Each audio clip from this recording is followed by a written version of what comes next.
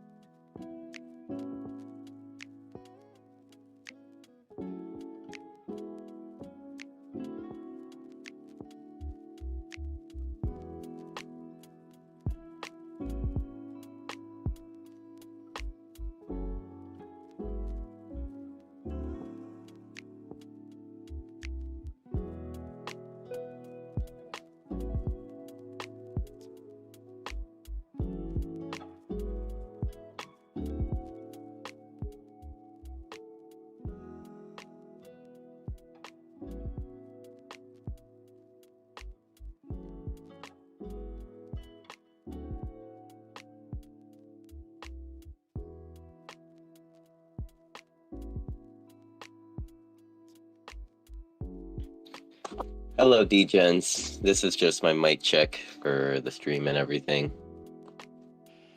Good morning. Sounds good. Good morning, Raston, Dr. Drip, Mr. Sway. Thank you for being here.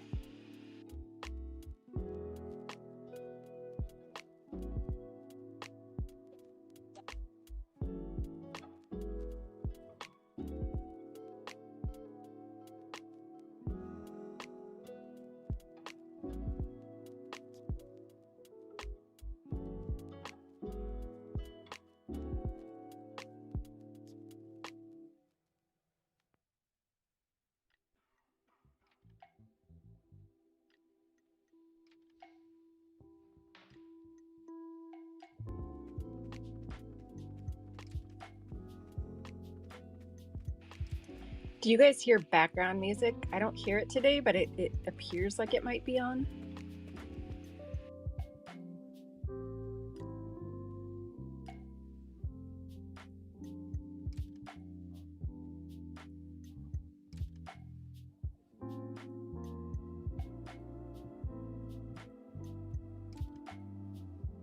Are you referring from my stream? No, just on the Twitter space. There's like a music option, and you can set it so that it automatically plays. But usually it'll play, and then as soon as you start speaking, it goes off. It's kind of like when everybody's loading in, and I don't hear it today, but it looks like it's on. Yeah, and you just get to pick your music. I do not hear. Oh, sadness. It's such good music too that the Twitter space gives you. It's like what are the options? Journey, vibes, jazzy, or nostalgia. So just checking. Good morning, Scott, Zesty, Kay, welcome. We are just getting started. If you want to join us on land, it's -89, -85, and bring your barbecue apron because Jim is going down today. We're having a cook-off. See who the best griller in the West is. So, like, what are we grilling here? Crab legs? I think that's what I see on the table, or is it like animal hearts? I think Oh I'll my stick with crab gosh. legs. Okay, so I made the tables in Blender. So now I'm like oh shoot. Okay. There's supposed to be ribs, but yes. And I think I see it. I think I see it. the colors But a lot of times they like what you see in Blender is not what you see. So those mashed potatoes, those are a little gamey. They're not the color of mashed potatoes that I chose. I mean, just mashed potatoes with a lot of seasoning, and Yeah. extra love. But these crab legs, though, like, Oh. or what, or it looks like something like from like Mayan history, where like the last thing they see is like someone else eating their own heart out of their body. Like, Wow. looks like that's what they're eating. You took my barbecue cook-off to a really dark place. They're supposed to be barbecue ribs. And then there's a hot dog on one plate because I figured not everybody wants ribs. But I guess if you had to choose your quality of like cooked style, these are like super rare. Like I'm realizing maybe some texture painting would make them a little bit cooked, but yeah, they do look pretty raw. So Oh, I see. This is the Decentraland game that we're cooking here. This is yep, yep. But I don't know. So far, it's just Jim and I. Zesty, looking sharp in his swag, but maybe I guess you guys can just eat our super raw ribs that we're gonna cook up.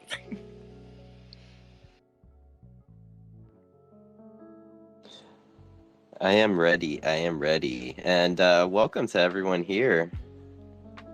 I see Julianne, Shelly, Two Tone, Kenji, Cyber Rewind.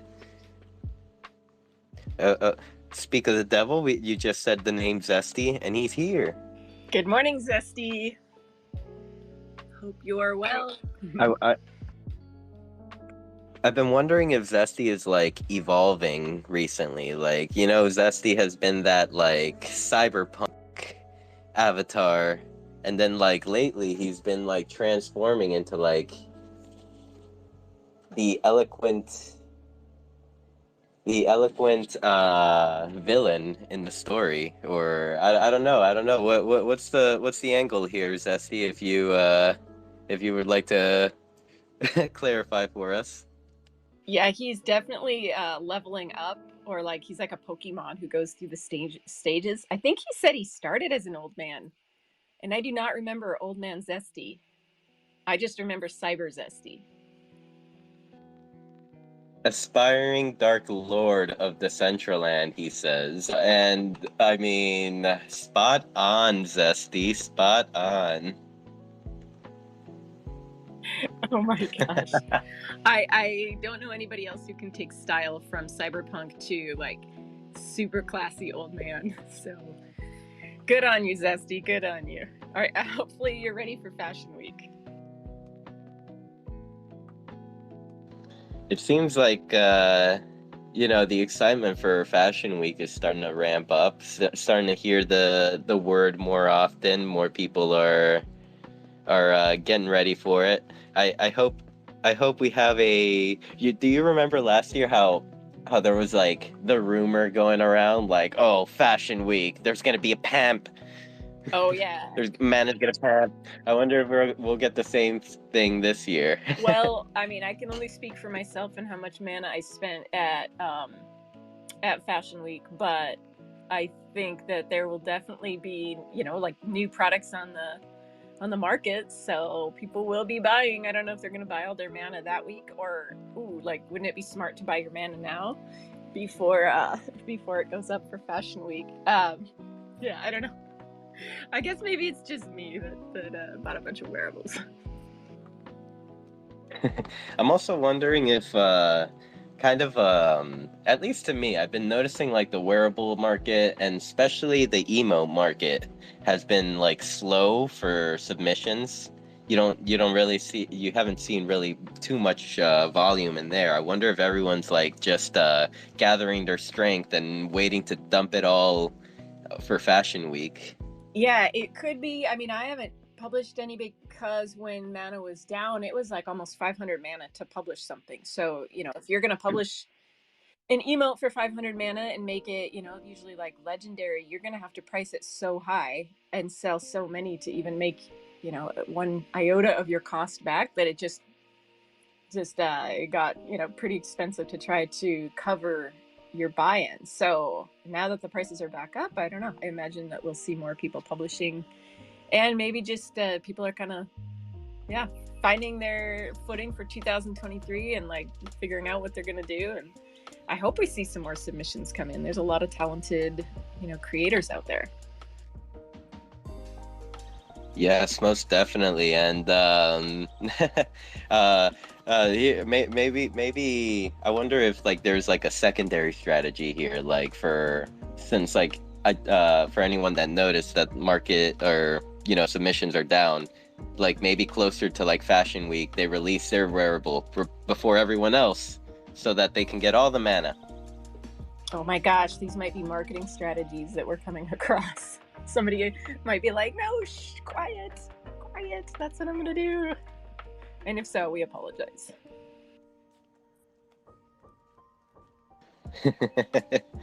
And welcome everyone. I see Tank Poco in the crowd. Welcome Polterdamus, and hello Mariana.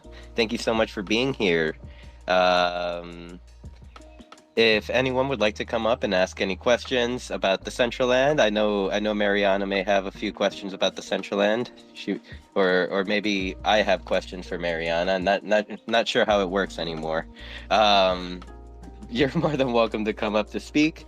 If you'd like to bring up any topics, or talk about maybe the excitement of Fashion Week. Like what we have, like, what would you say, like a month, 2 months, almost 2 months? I think it's like the end of March, correct? Yeah, I think just under 2 months. So I think we could still say 2 months. Yeah, and I think that, I mean, just judging from last year, Fashion Week surprised me, I guess, like what I thought it was going to be versus what it was.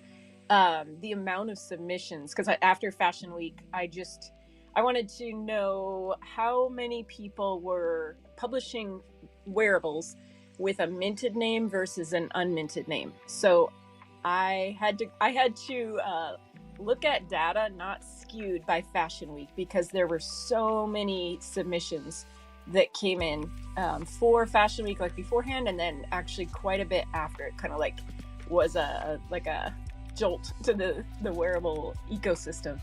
But it was really interesting just to see, we're definitely going to see a ramp up of submission fees and wearables coming in, and not just from like Decentraland users, but a lot of big companies that are having their wearables published and bring them in. So yeah, I'm curious to see what fashion companies are going to be here. Exciting times, and yeah, you did have a point there. It feels like Fashion Week, the Fashion Week effect radiated like to like the whole month, possibly like of April. Maybe we should start running the Decentraland Fashion Month as a community. Hee hee. Oh my gosh, yes. That's what we need. But I don't know if I mean, the thing we have to do is start saving. Like we needed to start saving our mana like 6 months ago. So I think we're a little bit behind. But Fashion Month. Now we're talking. That would be. I know Kay down there in the crowd would love a Fashion Month. And I see that Mariana has come up to speak. Welcome, Mariana. I'm so happy that you are here. Now you may answer my question. How do you make money? Hi, Simple. Good afternoon. Yeah, hi. How to make money? Yes, on Decentraland. How do I make money? I thought I would ask you that question. I Oh, guess, damn. I guess like the real answer, right, is make SDK builds, make wearables, host parties, onboard clients, brand activations. I guess that's the simple answer right there. Why do I feel Monetize your like content. why do I feel like those are easier said than done? I know. It's always like that. Well, that's just the challenge here that we face on, in this space. We're a growing space, emerging, so, it's definitely worth putting in the work. So, because the payouts of it is just going to be so much more than we can even like think of right now. Yeah, I mean, even like a lot of these things should even be really money driven when you're first starting out, or building your skill sets and community and support systems. So, yeah, I think ultimately, if people put like that passion first, then monetization will come later. You know, so and I think that's like the approach I've taken. I'd rather build my brand and community and just like what I can do first before I even like ask for payment. Like I almost feel bad when I do have to like ask for like $20. You know what I mean? Like, don't worry about it. I got you. I know exactly what you mean. I'm always like slightly hesitant. I'm like, no, not yet, not yet. Uh, so, Yeah. so what can you tell us? What can you tell us about the development of everything you've been working on? Perhaps maybe a little bit of Beaverse news or any Simple. projects you're working with. Since the last time I spoke to you on Beyond NFT, I haven't really been on DCL the last weekend and a half, only because of like I was moving and then I was I'm like literally in the middle of like a finance close at work. So in terms of like DCL, like nothing crazy that I've been doing, but I've been working with DCL Creations to get the Creation Station library kind of ready. So that's going to be launched tomorrow.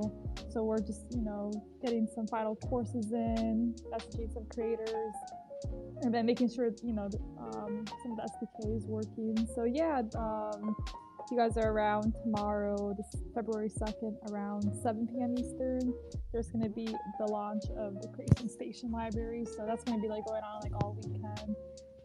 Pretty much like a new game, and you can. Sorry, I got a call.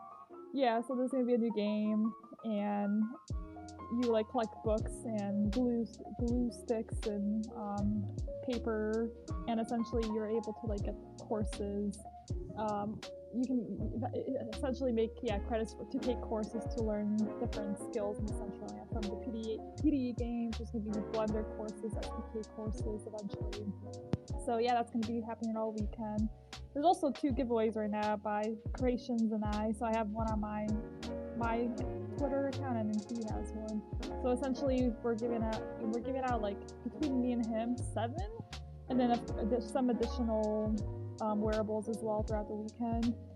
They're pretty much a full apprentice set that you would get from even just doing the courses. So definitely check out the giveaway tweet. It gets you a little bit of a head in earning these wearables. So yeah, so that's pretty much like my main focus the next few days. But yeah, I gotta focus on some IRL commitments the next 4 or so days. Yep. So please feel free to pin both tweets at the top if you'd like, Yeah, for those fine. giveaways. Yeah. And actually, when I asked you that question, I kind of like completely forgot that, like, Mariana, financial professional, and plus tax season. So Yeah. Mariana probably like Oh my gosh. buried under paperwork at the moment. Yeah, that's a true statement. And then I'm like helping like some of my family members who have crypto figure out their taxes, and then I have friends in other countries they're asking me for their international guidance. I'm like, shit, let me read your country's guidance. I got to figure out my guidance too. You know, like something's always changing. So Well, one thing about like kind of, I guess, international friends asking you about crypto advice is that like kind of how Jerry mentioned from Prager said if that basically the U.S. laws are the strictest. So if you can abide by U.S. laws, then you can most likely abide by yeah, the rest of the world. I would say that stands true. Yeah. Of course, every country has different, corporate or individual tax rates, but yeah, I mean, if you're pretty much recognizing the same capital gains losses, um, and yeah, how you realize your income and write off everything, so pretty much the same. So if you can be obedient to the U.S. law, I mean, you can probably follow any country's law. God, we're a bunch of squares here in the U.S. Mariana, I think by next year, I think you could just be here full time in the metaverse helping all of us with our tax questions. Yeah. I mean, not even next year. I think like just next week or something. Yeah, right. No, I mean, I'm glad I'm here to help. Yeah, no, because like last year I was helping my aunt with like normal returns, and even last year I had no crypto exchanges to account for myself. So like this year I'm like organizing everything to make like a template to help others. Like, okay, here's how you download the transactions. Here's how you calculate mana that day. How much was your investment worth that day? Here's, have you sold any wearables? And, all year, how much was that wearables at, September 10th or whatever, how much do you need to like, ethically claim, right? So, yeah, I was figuring that out myself. So. Oh my gosh, this is a whole new world. A whole new world. Mariana crypto tax coming soon, I guess. Yes, please. It's all fun and games until you have to pay crypto taxes. Yeah. So I'm pretty much I'm gonna be working on that like in like the next 2 weeks. I haven't even had time to look at my taxes. Like I literally just got like my IRL W2, so I have to like do that. Like that part is easy. It's just the other forms. Trying to think what else is Cool. Yeah, so everyone do your taxes. Creations event tomorrow. Isn't it? And then the Vertex tomorrow night, right? What day are we in? Okay, today we're Wednesday. Of course. Yes, so tomorrow night there's a high possibility of Vertex, I believe. Yes, it's Thursday. I know tonight will be Wag Me Wednesday, as well as I gotta find the dates. And I know that Decentraland has officially been like trying to like run these wearable Wednesdays. I think it's mainly kind of like a Twitter post kind of thing. I don't know yet. Yeah, I saw that. It was actually a really informative space this morning. Like I'm glad they did that, and they started with Pink and brought a lot of awesome advice, and even just like the wearable tutorials. Like I have not yet made my own wearable yet, so I have to like I learned how to build like buildings, like squares, right? But like I've never yet made a wearable, so I may have to like backtrack a little bit and figure out how to build a hoodie or something. Mariana, let's do it. We can fly drones. We can make wearables. Yes. We got this. Yeah, exactly. Exactly. If we can fly our drones 3,000 feet in the air, dodging mountains and valleys, I think we can make a wearable. I think so. I hope so. Guess time we'll figure out. We'll give like a synopsis on that. Can Mariana fly a drone better or make a wearable better? Yeah, maybe find out next week. Could we like use the drone controller to make the wearable in Blender? Like I wonder if you can hook any of that up, because it's just really joysticks and buttons. So can we fly the drone and create the wearable at the same time? That would be like the pinnacle. Right. Yeah, and actually, so speaking of like joysticks, so with SDK, Decentraland SDK, so I currently use BG's like billboard code, and the developer literally just made a joystick function where like instead of having to like figure out the XYZ coordinates of like a spot for your build, you literally can like scan a QR code onto your phone, and I can just like move the GLB with a joystick. So like I wonder if anyone else is going to implement that into like a what is called tool. Like I haven't seen DCL Edit recently. I don't know if they have that, but I'm sure, or even like the Sunshine Editor. Like this is stuff I have to catch up to. Like I need to catch up with all the new DCL SDK tools. But yeah, that's one that I know of. Like you can literally use a joystick to move GLBs around with DG's code. That is awesome. And Scott has been so helping us out. I know. What's up, Scott? So if anybody would know, I think it might be Scott. Good morning. How are you? Good morning. I was just going to throw it to you, Kanessa. You know how to incrementally position GLBs in your scene using the new DCL Edit tool that's part of Visual Studio Code. Do you remember what it's called? The HUD? That's right. Yeah, no, it's the heads-up display. Oh my gosh, Lastrom is the one who told me about it. And there's a Last Slicer who either like created it or took the initial code and then improved it. And we discovered yesterday during our FAFO session that there is no way currently to automatically pass that information from the HUD, from the heads-up display into the VS Code version of DCL Edit. But I mean, we're gonna go over that. We're gonna talk about making a request or a pull request or filing issues in GitHub and future FAFOs.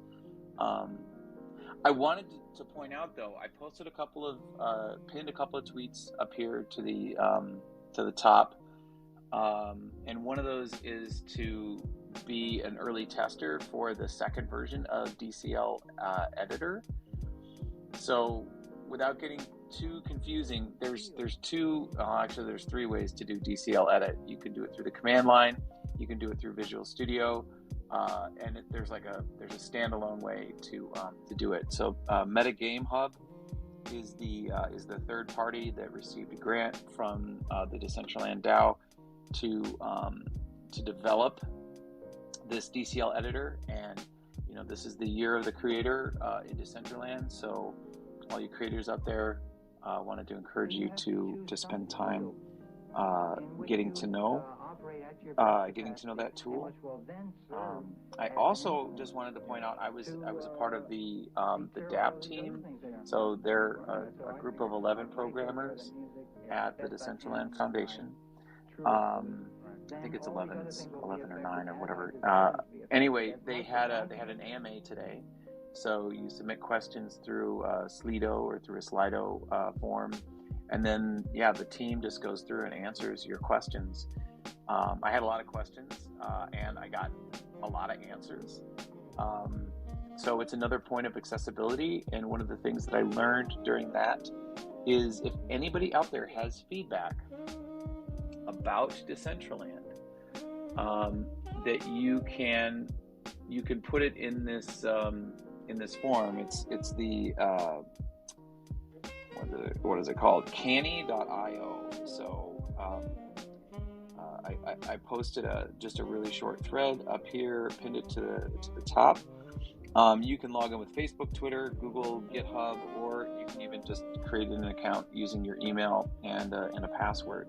So you don't have to go into the complexity of creating a GitHub account. I highly encourage that if you want to get into programming, work in the SDK.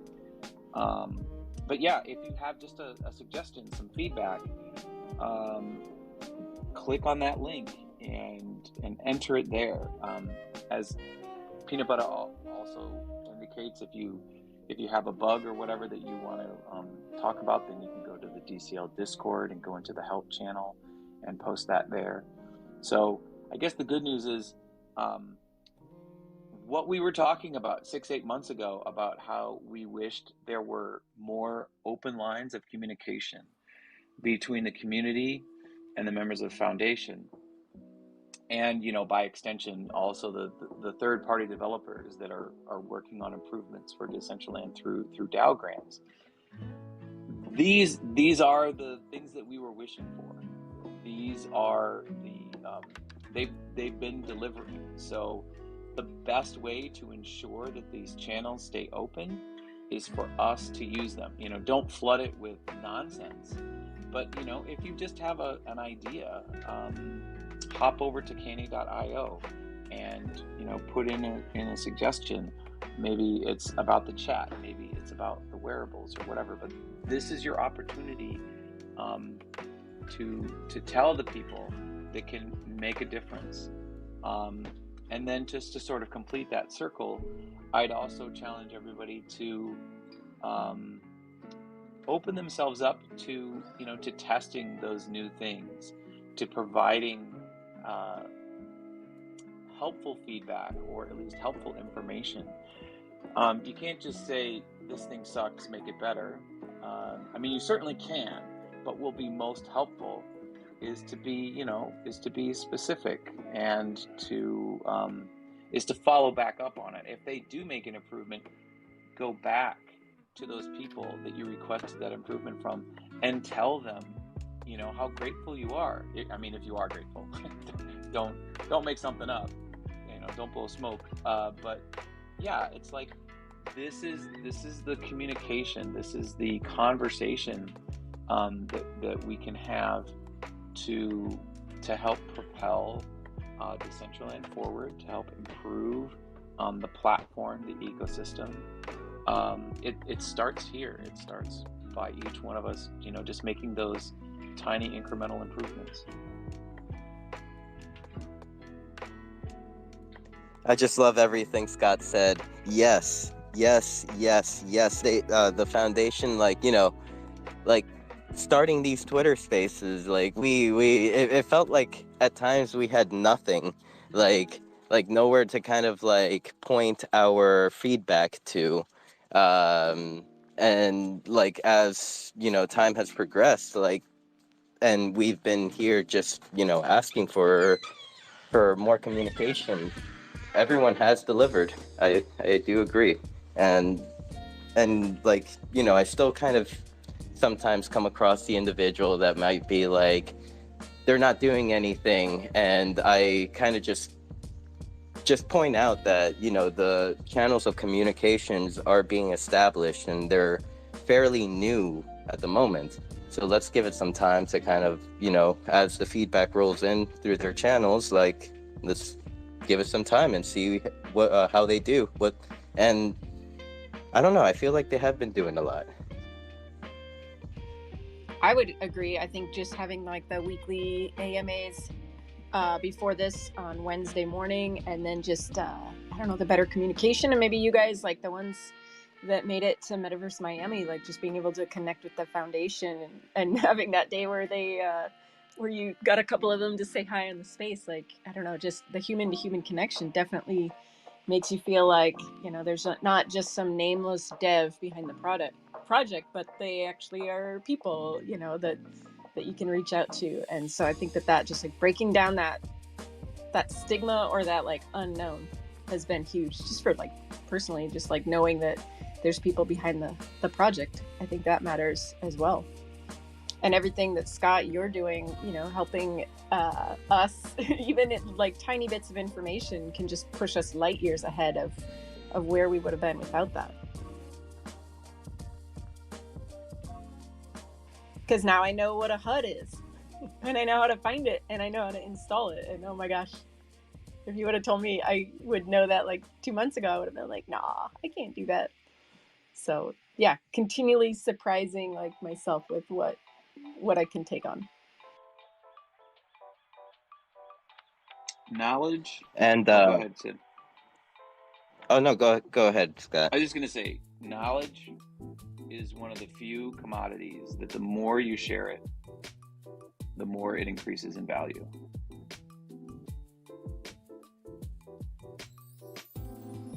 %100. And I do recall that Mariana was kind of asking about wearable creations. Mariana, you should, if you have some time, of course, listen into the FAFO sessions, or like join in on the FAFO sessions. I believe there's a wearable version, or yeah, wearable FAFO session on Friday. Am I correct, Scott? That's correct. It'll be 3 p.m. Eastern time, Mariana. Okay. And how long does it last? What's that? Will I be able to come at like 5:30? Oh, we'll still be going. Yeah.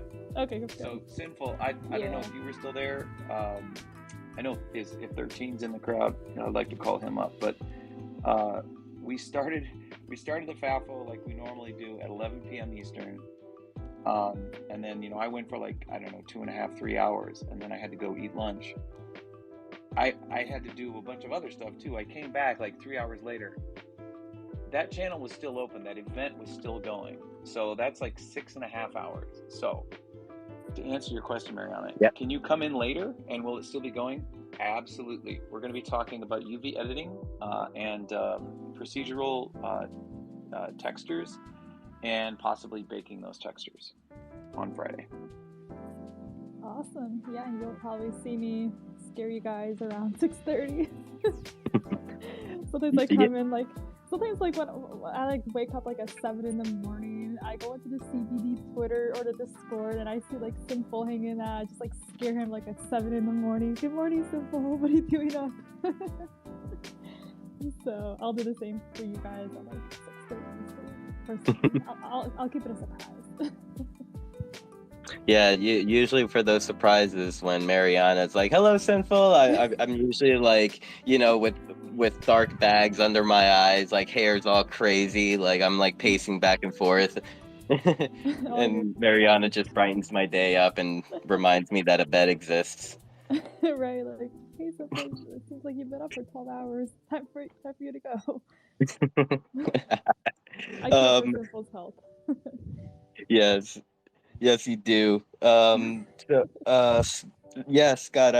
Yesterday, I believe. I was there the whole time, and even I had the stream going for about like I think like 4 hours, and we got a lot. We got a lot in after you jumped out. Josh pulled up his screen, did a little bit of like motion cap or like whatever he's like fucking around with. And then there was 13 showing his screen, and I think that even Dr. Drip came through and shared his screen a little bit. Maybe I'm mixing up timelines here. Sorry, Drip, but I love you, Drip. Just wanted to say your name. And Sinful, are these FAFO sessions like? Can I go back and watch the first one on YouTube? Yes, you can. It's on the community. Well, just go on YouTube and type Decentraland community, and the channel will pop up. It's FAFO, ASEO, word. And the channel will pop up. I'm sure I'll navigate. Well, the Decentraland community is the channel here. I'll post it up at the top so everyone can get the link to it. We're actually currently streaming live to it right now. Maybe also we need to just remind what the FAFO is. Scott, you do such a good job explaining that. You want to take that away? Well, I got it from CK Bubbles. I don't know. They told me about it probably 2-3 months ago, and when they were working with they work in advertising, so they had their creative team. And they try something new and they're like, I don't know, we can just fuck around and find out. So FAFO is fuck around, find out. And honestly, I've been a teacher for a number of years, and it is probably the most productive teaching style, learning style that I've ever been involved with. I've taught adults, I've taught teenagers. I've taught little kids, all the way from pre-K up to postgraduate lessons. And it's we talk about taking ownership of your learning, Kanessa. I mean, I'm sure you're familiar with that. And to really activate a person's learning, they need to be invested in the subject matter. And the best way for them to be invested in the subject matter is to teach them something that they really care about. So we definitely have that. But when you try to explain a concept to another person, you really have to have a fundamental understanding of how it works. And when you go through that explanation process, you yourself as the teacher solidify that learning, yourself. So yesterday, or when was it? Was it yesterday? It was yesterday. So yesterday, there was a point where I'm just like, take it away, 13. And he did, and he just he's been going at it really hard. Hats off to him and everybody else that shows up. Hats off to you, Kanessa, for always showing up and just being an eager student. But yeah, we are all students and we are all teachers, right? So there's going to be a thing that you're going to find out from fucking around, Kanessa, and you're going to come to one of our sessions and you're going to share it with everybody, right? And just imagine how that's going to set your mind and your heart on fire. I mean, that's what true learning is, right?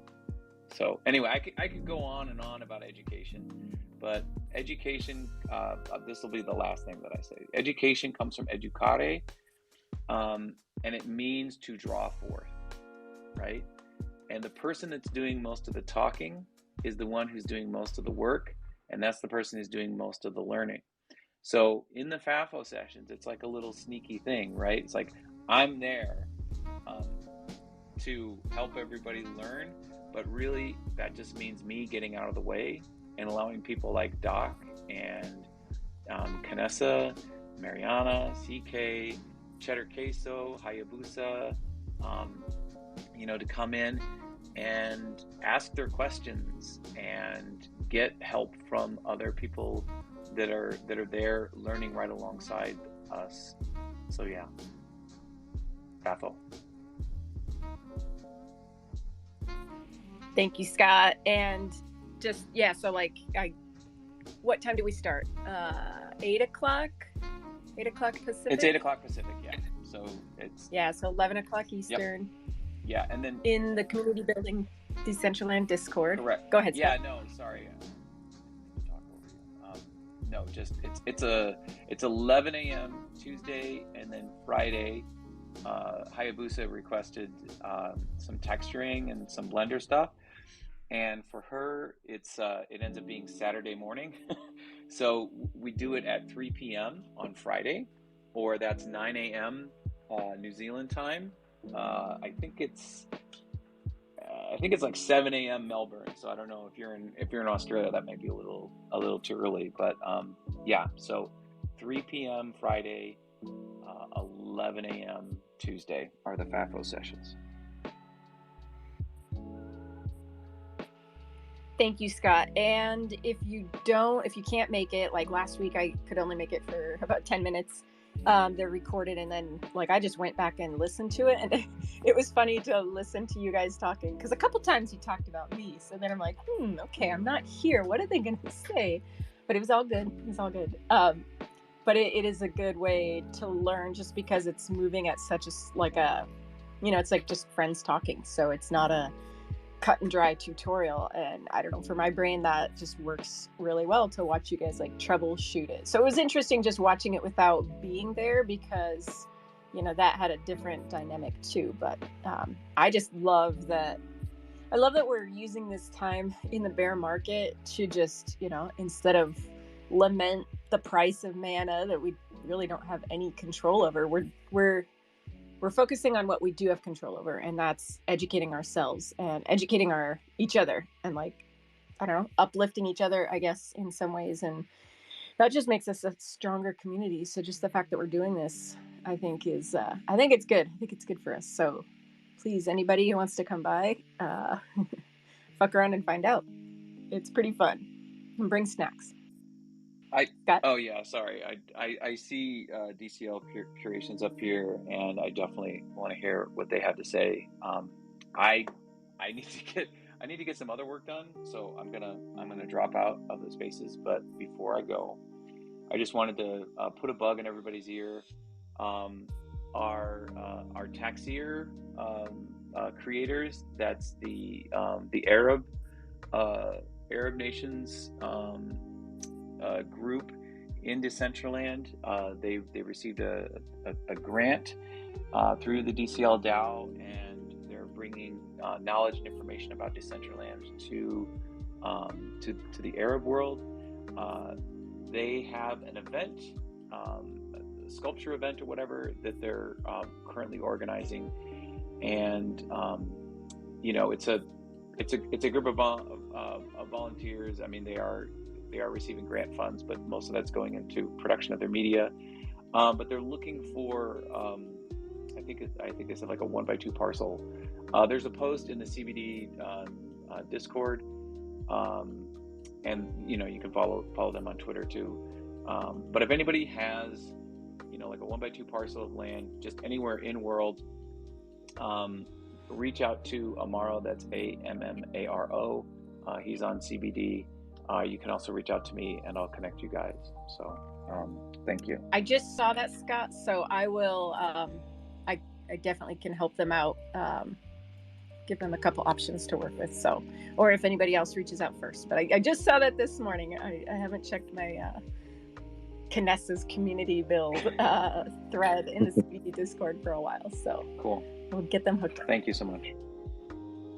I have to give the Techstar team their flowers. Like I remember when they first came into kind of well, at least the first time I ever crossed paths with them was in the DAO. They were asking for funds to create the content, and I had commented, telling them that I really support what they're doing, and that I would like to see them get more involved in just talking to the overall community, the people that use the platform, as well as the people developing it and building for it, and that's exactly what they did, to the T, and they were just so eager to learn more about us. So I do support Techstar. I love what they're doing. Hope to see more of it from all around the world, really. So I guess I'll pass it over to DCL Curations. I know that you've been very patient. How are you doing this week, man? Hello. I'm doing good. I was getting rugged a little bit there for a while. I had to restart my phone. But happy to be on this Twitter Spaces as always. Love it. Love what you guys do here. And I heard Mariana talking about the Curation Station and our upcoming release, so I'll go over that a little bit. And Scott, I know she just put us in a Discord chat. I want some of your material, man. Let's get some more of those videos up into the Curation Station. We're currently working on uploading our first set of courses. So I see, CJ Tracks on here, who's going to have a course or two in there, and is also DJing our event tomorrow. Mr. Swee is on, who's DJing our event, closing it out on Sunday. I see Sir Degen on, No Paper Hands. There will be a course over that available. Mimsy is on, who's one of the course creators as well, who created some courses for Butterfly Prawn, as well as Knights of Antron. So we're going to have an initial set, maybe 15 or so courses that are available during this beta release. But total, we can store 5 terabytes of data in the library. So the library actually has slots for over 300 courses, and we just started month 5 of the grant. So most of the questing and most of the back-end stuff, like the exchanges, the database, registering people on leaderboards, allowing people to exchange intelligence points for wearables, that's been a lot of the focus over the past couple of months, and just really getting a foundation that we can use to scale this experience. So over the next month and a half post-release, we'll be doing some bug fixes. We will be putting in an unlockable room that won't be available during the beta release, and then the main focus is going to be on getting course content and courses in there. So for anybody who has created courses in the past and just currently has them readily available, we'd love to put those in so that other people can experience it and learn. And then custom courses for the library, up to $100 per course that people create specifically for us. So on the one side, if you already have material and want to share it, we will host that for free in our experience. And then if you want to create custom content for us, you can work with us, and we'll pay you $100 a video. And I mean, these videos are 1 to 5 minutes, right? So might be paying a little bit too much right now. Might need to think about that.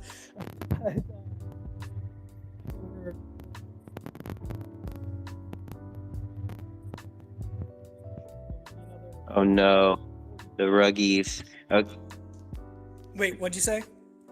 You were rugging for a little bit. Last part we heard was probably like you're paying too much and probably have to adjust maybe. Yeah. Can you hear me now? Yes. So I think we currently have just over $4,000 that we could still pay out to course creators. So, that would be another 40 plus courses. And I know people often ask, especially with grant projects, how are you going to actually make money off of this stuff versus just spending the DAO money? Great question. Eventually, once we get this experience and we scale the courses a little bit more and there's more traffic in this area, then we will start creating courses for groups outside of Decentraland, and we would actually charge for the course creation. And then on top of that, there is a plan down the road to actually, instead of hosting for free, charge a couple of dollars a month per course. So, if we had 300 courses in there and we charged, like $5 a month per course to be hosted in there, that would be over $18,000 a year or somewhere around there, which would, easily cover our hosting costs, and then also give us some money to, continue paying course creators and continue expanding and developing. But we are on our first grant, so we'll see how this experience goes, and I'm really excited. The team has done an amazing job, and in terms of what you can do right now, you have to earn course credits in order to check out these courses. So you earn those by helping out around the library, which is either collecting and filing books. So we've got a shooter game in there where you have to accurately file these books. And you get course credits, or you earn course credits based off of how accurately and how fast you can do that. And that's with our book blaster. And then we have one where you can collect materials and repair books. And there are different size books, and each one of those that you repair will give you course credits as well. You use the course credits to obviously check out the courses, and there's a quiz at the end of each course. Once you complete the quiz, you increase your intelligence, and then you can trade in your intelligence points for wearables. Each wearable tier and wearable item gives you bonuses. So like reduced book repair time, for example, is a bonus. And then those will also be what you need to access the unlockable experience that we'll be doing in the coming alpha release. So that is tomorrow night, 6 p.m. CST, and hope to see everybody out there. And as Mariana said, we do have 2 giveaways going right now, and I saw she pinned those. So that is great. And if there's anybody listening in right now that has some courses or is interested, feel free to reach out to me, and we'll try to get them in before tomorrow.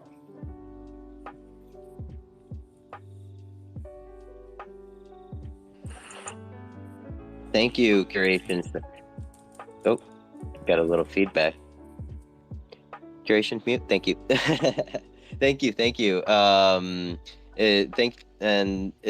These competitions are very important, and you should like the fact that you are kind of incentivizing the community members to create these course videos and submit them to you so that they can be seen on a wider scale.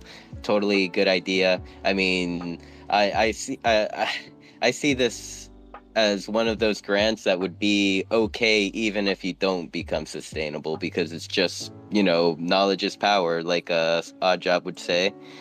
But it's like, it's so good that you already have the plan. I think it's going to be really cool to be able, like, a lot of this content, we're not restricting it to the library. Some of it's already created, and the creators or whoever the group it's been created for, they can leverage this material how they want. They could share it on their YouTube or on their Twitters. But I think creating this one location where you're incentivized to learn from all of these different people in Decentraland is going to be pretty cool. And as we, I've got some plans for how we're going to scale it. Like, for example, we could have a promo video section, and you could find out that you're really interested in Vroomway, for example. And if you're interested based off of that 30-second promo video, then we could recommend a set of courses going over Vroomway. So these are just things that we're, thinking about over the next couple of months as we continue to develop this out. But I'm really excited. I hope it goes well tomorrow. We're currently working on a bug or two. I really hope everybody enjoys it. Excited for the event. What time is it again? That is at 6 p.m. CST. So 7 Eastern or midnight UTC, I believe. 7 Eastern, midnight UTC, and for Pacific 5? Pacific 4. Pacific 4, I think. Okay. Correct. Well, everyone, keep an eye out for Curation's event. If you have anything about the event, or did you already post it at the top, Mariana? Yes, it is. Yeah, Mariana posted the 2 giveaway links we have going right now. So I'm doing a giveaway. I'll announce the winners tonight, and then Mariana is doing a separate giveaway, and we'll announce that tomorrow. And then we are doing a 72-hour competition. So whoever files the most books, whoever repairs the most books, the top 3 people will win prizes. And then anybody who can complete all of the courses that we will have in for our beta release will receive a entire tier 1 set of wearables. So you'll be able to get off to quite a nice start there. Now, I worked out the mechanics on how long it should take you technically to earn a tier 1 wearable, and I believe if you're farming the large repair books, it should take you just under 3 hours to get one of our tier 1 wearables. But during this event, if you complete all of those courses, you'd get the full tier 1 set sent to you, and then you could use your intelligence points to start getting the tier 2 sets, because you have to unlock tier 1 before you can unlock tier 2, etc. And they give you higher bonuses as you go. So I'm excited for it and excited to give away a bunch of prizes. And I'm not gonna lie, and I'm not just saying this because it's my project, but Sango developed our wearables, and if you actually really look at these wearables, they are by far the most detailed wearables I have ever seen. I am so over the moon about how they came out. Like just looking at the staffs and looking at the pants and the boots, like they're just freaking beautiful. I love them so much. So Sango's not on this call, but I could not give him high enough praise for the job that he did on these. Can't wait to check them out. I can only imagine right now Canessa might be like looking around Marketplace to see if there's anything ready. How did you Anything know? I submitted. was thinking, like, have I seen these? Who made them? Are they in the not for sale yet tab? Because I stumbled across some yesterday that I really liked. So, No, they are not for sale. You got to win them. So that's the only way to get these. but they might show up because they have to show up. So I don't know. I might have to go to the marketplace right now and see if I can peep them. Yeah, they're all tagged with Curation Station, I believe. So if you type in Curation Station, you should see our Apprentice set, our Steward set, our Master set, and then our Elders set show up. You can also see me modeling the apprentice set in the giveaway tweet. Not to show or anything. I have to get used to the new marketplace because it's a little more tricky to look up items that aren't on sale because I'm doing it and they're not coming up. So, I'm challenged. So I just like turned my screen and I just see all our contestants lined up for the cook-off. This is actually pretty cool. Yeah, I I'm- felt like it was January. It's cold, and so the scene on land this week is took you guys to Arizona to a good old-fashioned Wiley Jim's barbecue cook-off, and Old Guy is here, and everybody's in Old Guy's aprons, and we're ready to cook. I guess I'm cooking like crab ribs, or like absolutely raw meat ribs because what I made in Blender, I got to work with the color. I should have put a little bit of like char from the grill on there. But yeah, thanks everybody who got by a grill. And Buffalo just got here. Yay, Buffalo. Yep. Wasn't like the first thing I said whenever when I saw this build, I was like, Buffalo will love this. Yes, totally. And then I crashed immediately after. But yeah, I kind of, Buffalo, Old Guy, I don't know, just kind of thought about a couple of our friends. And yeah, there's some, fun things around. I love seeing people like explore these builds and just jump all over, climb the rocks, because yeah, that's what it's for. Just play, have fun, make some barbecue. Yeah. And I think this is the most people that we've had on Parcel like at once. Like I see that we have like 14, 15 users. Hello, everyone. We love you all. Thank you for being here. Emoji of me sprinting, or meme of me sprinting to your parcel right now. Yes, please. It's -89, -85 if you just want to come and see the barbecue duel or the barbecue cook-off. It's pretty awesome. Thanks for coming, you guys. It's cool to see you all here. And I would like to pass it over to Lighthouse. I see you requested to come up to speak. How are you doing today? Doing great. Thank you so much for having me on. I actually mispressed the button, but I'm happy to be here. So yeah, no, just wanted to say hi, and yeah, apologies for mispressing the button. It's all right. It's all right. We're happy you are here. And any new developments since last week to the Lighthouse platform, or anything that you have going on? Yeah, actually, thank you for bringing that up. Sorry, I forgot to update, but yeah, so now you're actually, if you create like a profile, you'll be able to have your own kind of like username, which I find is pretty cool, which also like the links before were a bit kind of messier. And then we actually have a little announcement coming up for next week, but don't want to give off too much as of yet.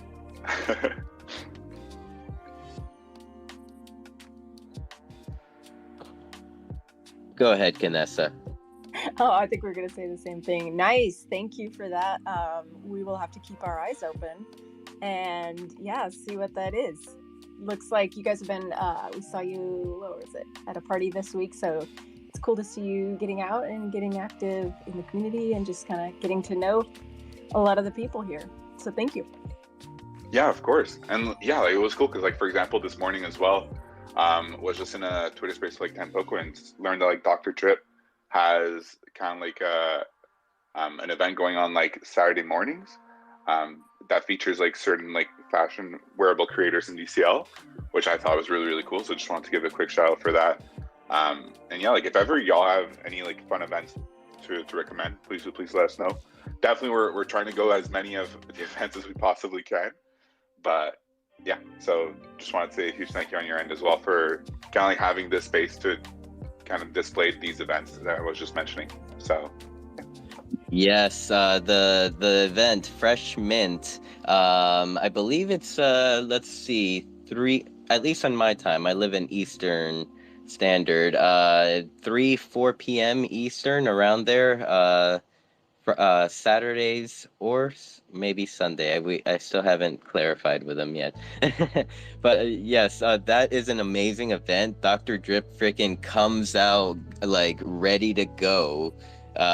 He's definitely a very, very a good host, and definitely it's, since he's a wearable creator and he's interviewing other wearable creators, it gives them that like leg up of like what questions to ask, and like kind of like how to really, really highlight the creator. So yeah, big shout out to Dr. Drip. And also maybe another event I can suggest for you is Mo Beats. It's an event hosted by Stony Eye. They usually happen bi-weekly, which this coming Sunday is going to be one of the weeks, Sunday the 5th. It's basically Stony Eye comes on stream, and right before our eyes, he will make a beat for us. He'll ask the crowd, let's pick a tempo. Yeah, it's actually pretty sick. That's gonna be so cool. Okay, dope. I'm definitely going to be there. Yeah, 9 p.m. Eastern, 6 p.m. Pacific. On Sunday the 5th. On Sunday the 5th, yes. And if you'd like, I'll shoot you my tweet that I post that day as a reminder. Yeah, please do. It sounds. Song was I think it was such a catchy tune. It's like last week, 2 weeks ago. So it's been in my head for 2 weeks. NFT Bubblegum, Chrono both did lyrics, and it was like I don't know, that one, that's a classic. That one, I think it needs its own like mixtape release. I love that so much, especially when like people come and join you as you're making kind of like, it's kind of like a karaoke-esque in the sense that like, you're just kind of doing music with friends, and kind of being a musician myself, like that's why I love it even more. But yeah, super pumped for that. Let's see. Crap! I was gonna mention something cool, but it just slipped my mind. So I'll pass it over to CJ. I see he came up to speak. Did you have any events that you would like to suggest to Lighthouse? Hey man, what's going on, everybody? Good morning, good afternoon, wherever you're watching from or listening from. Yeah, man, I've been working with Lighthouse for the last couple weeks. We met actually last year at one point where they introduced the program to me, and I was really interested in it. And then a lot of people from the community are on board now, so I'm really excited to see everybody use it to their advantage, because I've actually been, last year I was spending 95% of my time in Decentraland, and you guys know now I've been really like just venturing into other metaverses like spatial, and even been checking out Monoverse a lot lately. But it's really easy to just find everybody and not have to be like searching through their Twitter page and hopefully finding where they are. It's really easy to just click on a link and just find exactly where somebody's at. So I've been directing a lot of people to that way, and people have really been enjoying using it. Yeah, I've been posting more events on there. I've been putting people's locations on there, that some of my favorite places to go to, and just getting more familiar with the site itself. Yesterday we had an event at Virtual Dance, which is a really good time. I ended up dropping like 3 hours worth of music. We had so much fun. And I'm just so happy to see more educational content come to Decentraland, like the way that Creation Stations is making this educational library. And we're going to be bringing Dan's events back on Tuesdays, starting at 4:30 p.m. Eastern time. So make sure you guys come through on Tuesdays, because he has like a whole curriculum set out for the next 7 months of just financial education, which is super important to me as an entrepreneur, to teach people about that type of stuff, because there's just not enough good content out there. And I think he does a very good job of like summarizing it all in 30-minute classes. And then, I usually come on afterwards and drop a DJ set. But tomorrow, I'm DJing at Creation Station for the library. It's going to be a really good time as always. I love DJing there. It's always fun. And then I was going to start doing my weekly events for the fashion show I was talking about this week. But, everything's just been like, working for Old Guy last week at his barbecue, and then doing the Virtual Dance last night. At the time it kind of would have overlapped with the time that I was going to pick. But I'm going to start doing it next week on Tuesdays. I've been working on my build a lot. I've been like tweaking it a lot. And I ended up using one of Mr. Dingia's community builds that he got from his grant that was passed recently. And it's a really, really cool build. So if you guys don't know, Mr. Dingia created a bunch of different community builds. A few of them are 1x1 size, and then some of them are 2x1 sizes. And, you can basically just download it to your computer, go into Builder. If you guys know how to use Builder, there's a pack called My Assets, and you can actually just upload it right to My Assets. You click literally click on 3 buttons, and before you know it, you have this full scale, build that's like lit up really well, and it looks really, really good, looks really professional. So I was really happy to have that. And I've had my other build for a long time that Resonator had made for me a long time ago. I think it was like March I had it. And I had that build up for so long, but now I'm able to like now tweak my build up and make it look more professional and look more appealing to the eye. And I really like how it turned out. So I can't wait to preview that for you guys. To see up already, but if you guys ever want to check it out, parcel is -88, -20, and you can get a little sneak peek of what it looks like. I'll be doing live streams there, and just working on just getting more events done. Next week I'm DJing at Gossip Girls for their launch of their parcel, which looks really incredible. I can't wait till you guys see that. I'm also working, let me see where else I'm working next week. I'm doing Vroomway next Friday, which will be a lot of fun, which is always a good time. And just getting back into the motion of like doing more shows a week again. I kind of had like a little break and was able to restructure my whole DJ visuals on my screen and take it to the next level for you guys to make the events even more fun. I actually took a lot of inspiration from DJ Pop Rocks. He has like a whole nightclub style theme in his screen, and I saw it during the DJ battle last year. He was one of the opening DJs for the opening show, and I was like, what? You can do that to your screen? And I went and researched like a ton of different stages, and I found this one that I really liked, and I ended up purchasing it. So just hope you guys have been enjoying all the music and enjoying the DJ sets. I'm producing a lot of new music for some new music NFT drops, and rant over. Love you all. Thank you, CJ. Thank you. To the moon. I see your hand is up. Hey, Kinessa. Hey, Sinful. And hey, everybody. Just wanted to let you guys know I've been helping me and David from Metaskins has been helping DCL Brazil, and I know other communities are as well getting involved with this Carniversal. Man, I can't say it. He kind of mixed like a Metaverso with Carnival. It's Portuguese. But so he actually started, I kind of want to give you guys a little background. So he wanted to do a collab with the Holy Ones, and he came to me, we decided to talk about it. And I was like, well, why don't we do something like, more Brazilian, like more of a Brazilian, so we can get some, culture in here. And so I'm the one that suggested the samba, to do like a samba suit.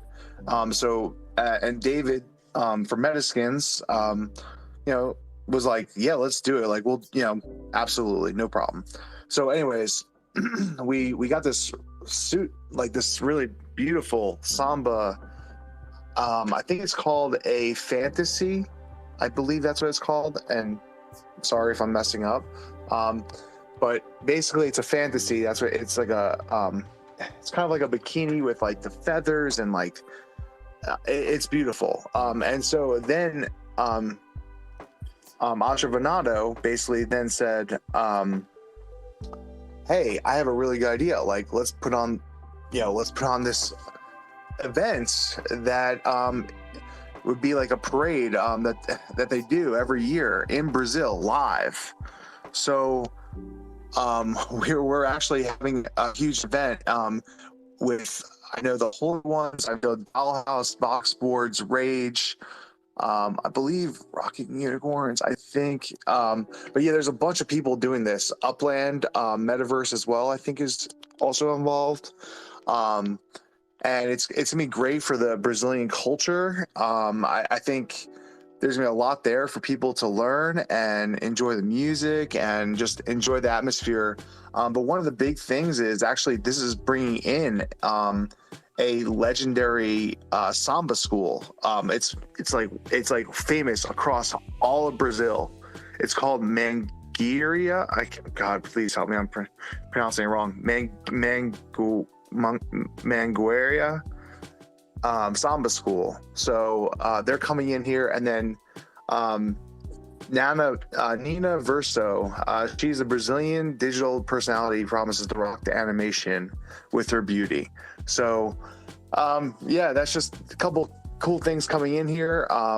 And I just wanted to say that that's coming up soon. I believe it's February 17th through, I think it's like a week long.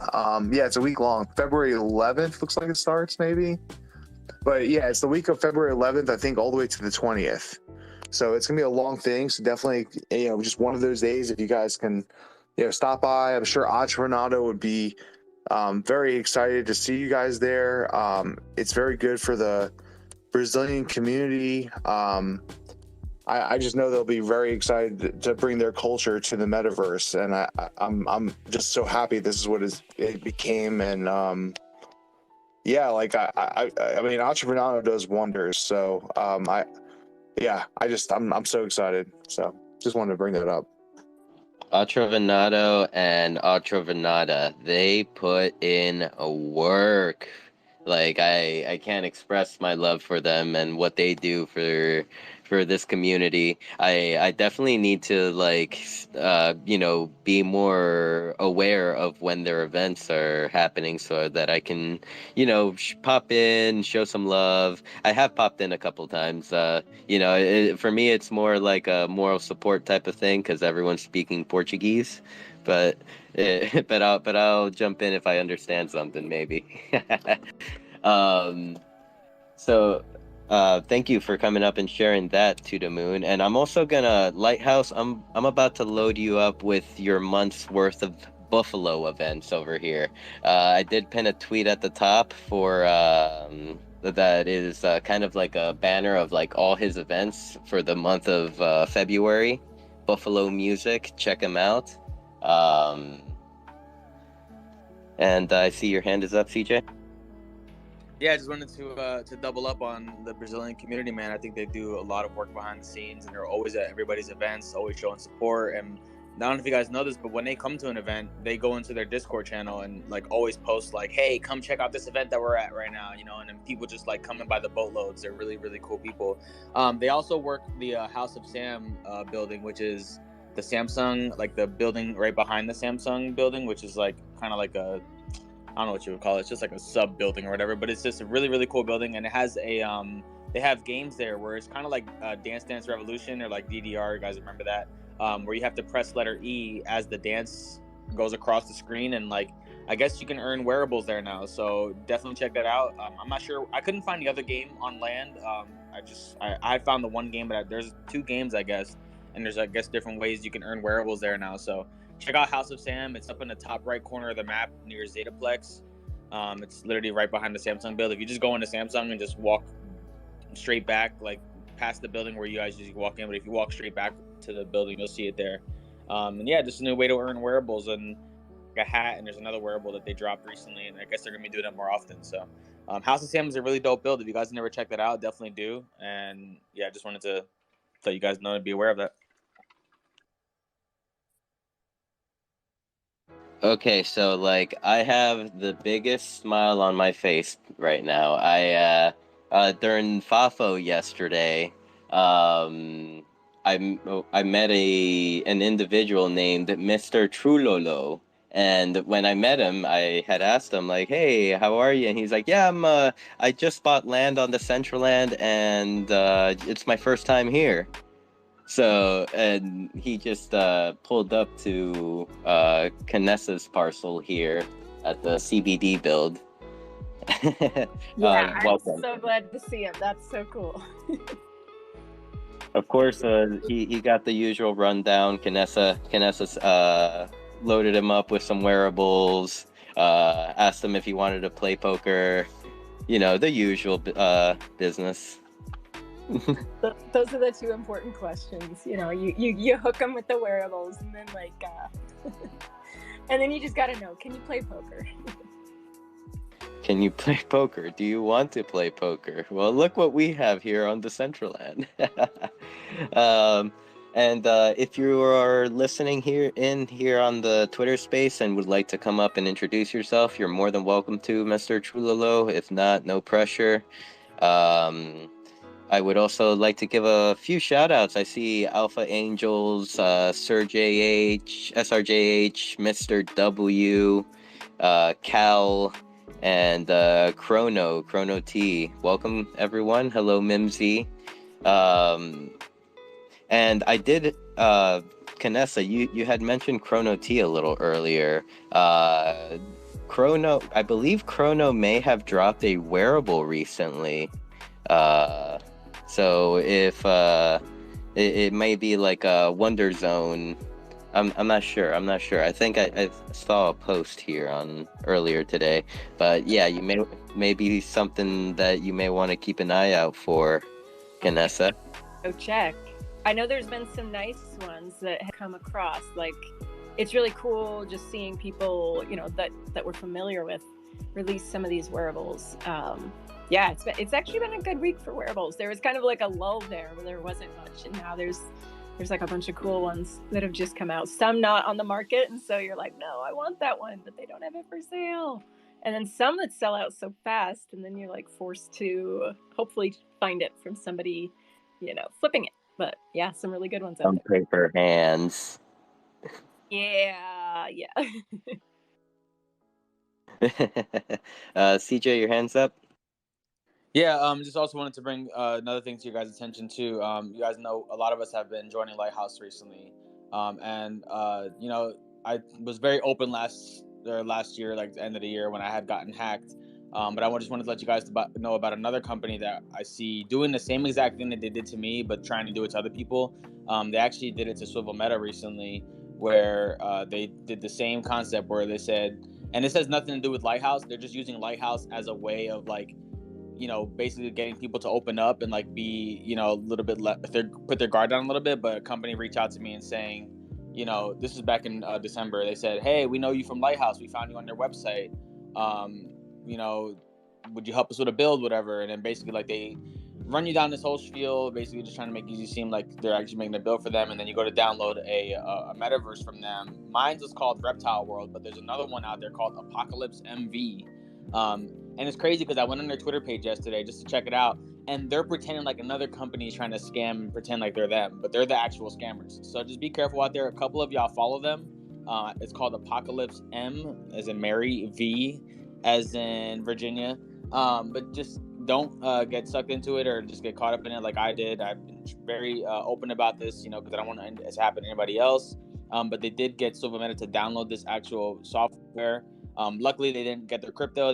They reached out to me right away. They're like, "Hey, this sounds like something that happened to you. What is it?" And I was like, I called them up right away. I was like, "Get your crypto out right now. Send it to another wallet. Send it to a ledger." And they were able to get it out in time. But I don't want it to happen to anybody else. A couple of really big influencers in Decentraland follow them, so maybe they've already reached out to them somehow, or like are trying to bait them in with the same concept that they hit us both with. And Swivel Meta has been like coding and checking their wallets just to like kind of see where this money has been going. and it seems like they have collected over 101 ETH off of scams, which is a lot of money for those who don't know. If you just multiply 101 times the price of ETH right now, what is it, like 1,600 or something like that? Just do the math yourself. It's a lot of money. So I just don't want anybody else to experience what I experienced. Make sure you guys aren't out there downloading, quote unquote, downloading metaverses, or like downloading a program, or clicking on links that just look deceiving. Just be careful out there. I just don't want anybody to experience what I experienced. It wasn't fun. It wasn't a good feeling. It kind of put me in a very depressed state for a little bit, where I was just like a week of just like feeling numb and didn't want to do anything. I didn't even want to DJ or anything, which is very rare because I've always loved to DJ. But for that, it was just like, damn, I put in all this work, and they didn't take all my crypto. Luckily, I had already been transferring a lot of my crypto out, just the way that the market was moving. But yeah, it was really unfortunate, and it just happened to Silver Meta like literally a week ago. And this is, like I said, it's nothing to do with Lighthouse. They're just using them as like a way to say, hey, we know you from this person. And me, I was like immediately like, oh yeah, I just signed up for that company. Yeah, hell yeah, what's up, you know? So it's not to put Lighthouse down at all. It's just to let you guys know how they're doing it, and I just don't want anybody else to deal with that same thing. So just be careful out there. You know, last year I was saying all the time, like, don't download links, don't click any links, don't do this, don't do that, and then I ended up putting my guard down for a second and got caught. So just be careful out there, guys. Yeah, I like that you brought that up, because I have been I've been thinking about even just making like a small video of just me shitting on them real quick, because I have been hit up by one of their people. The account name on Twitter was like named Felix B or some shit. He followed me, started asking me about like they like to take this genuine approach, like, oh, can you like give me some tips about like metaverse? I'm creating my own metaverse and blah blah blah blah blah. So then you like, you know, you give them something small or whatever, reply in general, and then they're like, oh, come check out my metaverse. The same individual also followed me like into Discord and like messaged me there as well. And like it got to the point where I was like, listen, bro, I don't click on links, so get the fuck out of here. And he never really hit me back up again, thank God.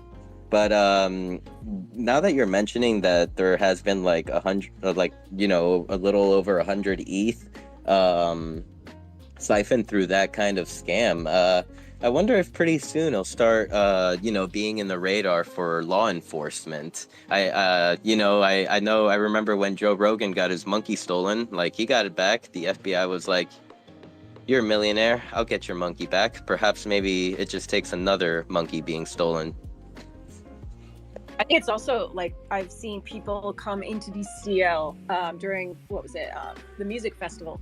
There was somebody on Parcel who was talking to us, you know, sat there for maybe a half hour, and then then said, hey, I'm making a game, can you check it out? And so like I think maybe like when you're at home you feel the safest, and so like actually being in DCL, I felt like a little safer. And so after looking back later, I'm like, oh my gosh, like that's what that person was doing, because that's one of these hacks. So just be wary, even in DCL, that they're walking around as one of us and trying to feel people out. And you know, it's hard to feel like you can't let your guard down, but like, would think about your bank information, your account number, your routing number. Would you give that to an avatar? Would you give that to somebody? And clicking on a link is just like giving your router information away. And so I don't know, just not to say that we all do,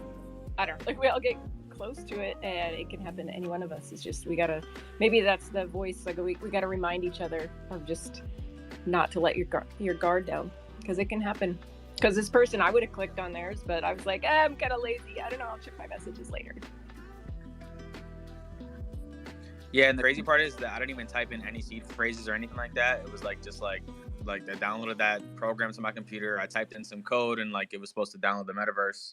And then literally like within an hour, you know, they had messaged me. They were like, hey, if it's not working, we're gonna check on something real quick and, you know, make sure it's all good. And then within that hour, I'm just surfing around Decentraland, hanging out, you know, just vibing out. And then I click on my MetaMask and it's just all zeros, and I was just like, whoa! Like I looked at Mama Tracks and I was like, babe, I think I just got fucking hacked. I was so fucking heartbroken.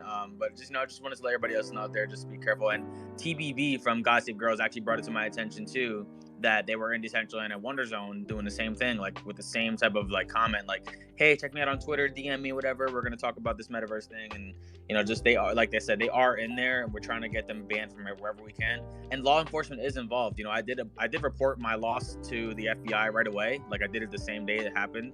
So I am trying to take some type of action on that, because without that being done, I mean, they can just keep getting away with this forever and ever until some type of consequences happen.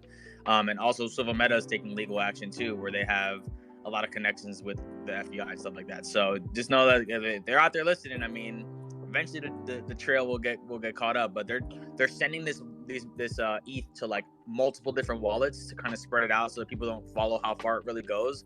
And then they put it all into one wallet, and they took out, like I said, it was 101 ETH. So just don't want anybody else to run into that same situation. Just be careful out there, guys. So, go ahead, Lighthouse. Yeah, thanks. I just wanted to quickly add that we also wrote like a little thread just to kind of spread awareness about this, just because it is such a big issue, and the metaverse being like a social place, they're definitely going to try and use kind of like what CJ mentioned, like social engineering, in order to try and get people to kind of like hack their way through it. And like for us, it's really a pain to hear that like people are using the Lighthouse name for that, because it's obviously like it's a new platform, but it's a big issue for us, and we really don't want that to continue happening. And we've been seeing it happen not only in DCL but through other worlds as well. So just wanted to reiterate to really be careful, and keep your like, if possible, keep your assets in like cold storage. We added a few other quick tips, but yeah, just wanted to highlight that. Thank you, Lighthouse. And even like to bring it back to kind of Decentraland, like CJ had mentioned that they had been present on Decentraland shilling their shit. And it kind of brings me back to one of the suggestions that Dr. Drip had made in Monday's workshop with I believe it was Foundation members, or maybe the DAO. I think actually it was the DAO. Dr. Drip had put in like a suggestion for like player mods within Decentraland. That might even be like kind of a use for player mods to kind of combat these these scammers coming through and yeah, potentially scamming someone. Well, that's what I mean. I remember before I was active, like before November 2021, I remember seeing when DG started hiring for the casino hosts, and it blew my mind that like you could actually work in the metaverse. But I could imagine it'd be something like that. Like, I don't know if people remember Sonnen standing there and trying to answer questions for people in Tomonoya, like especially active places. I could see that completely being usable and doable and feasible.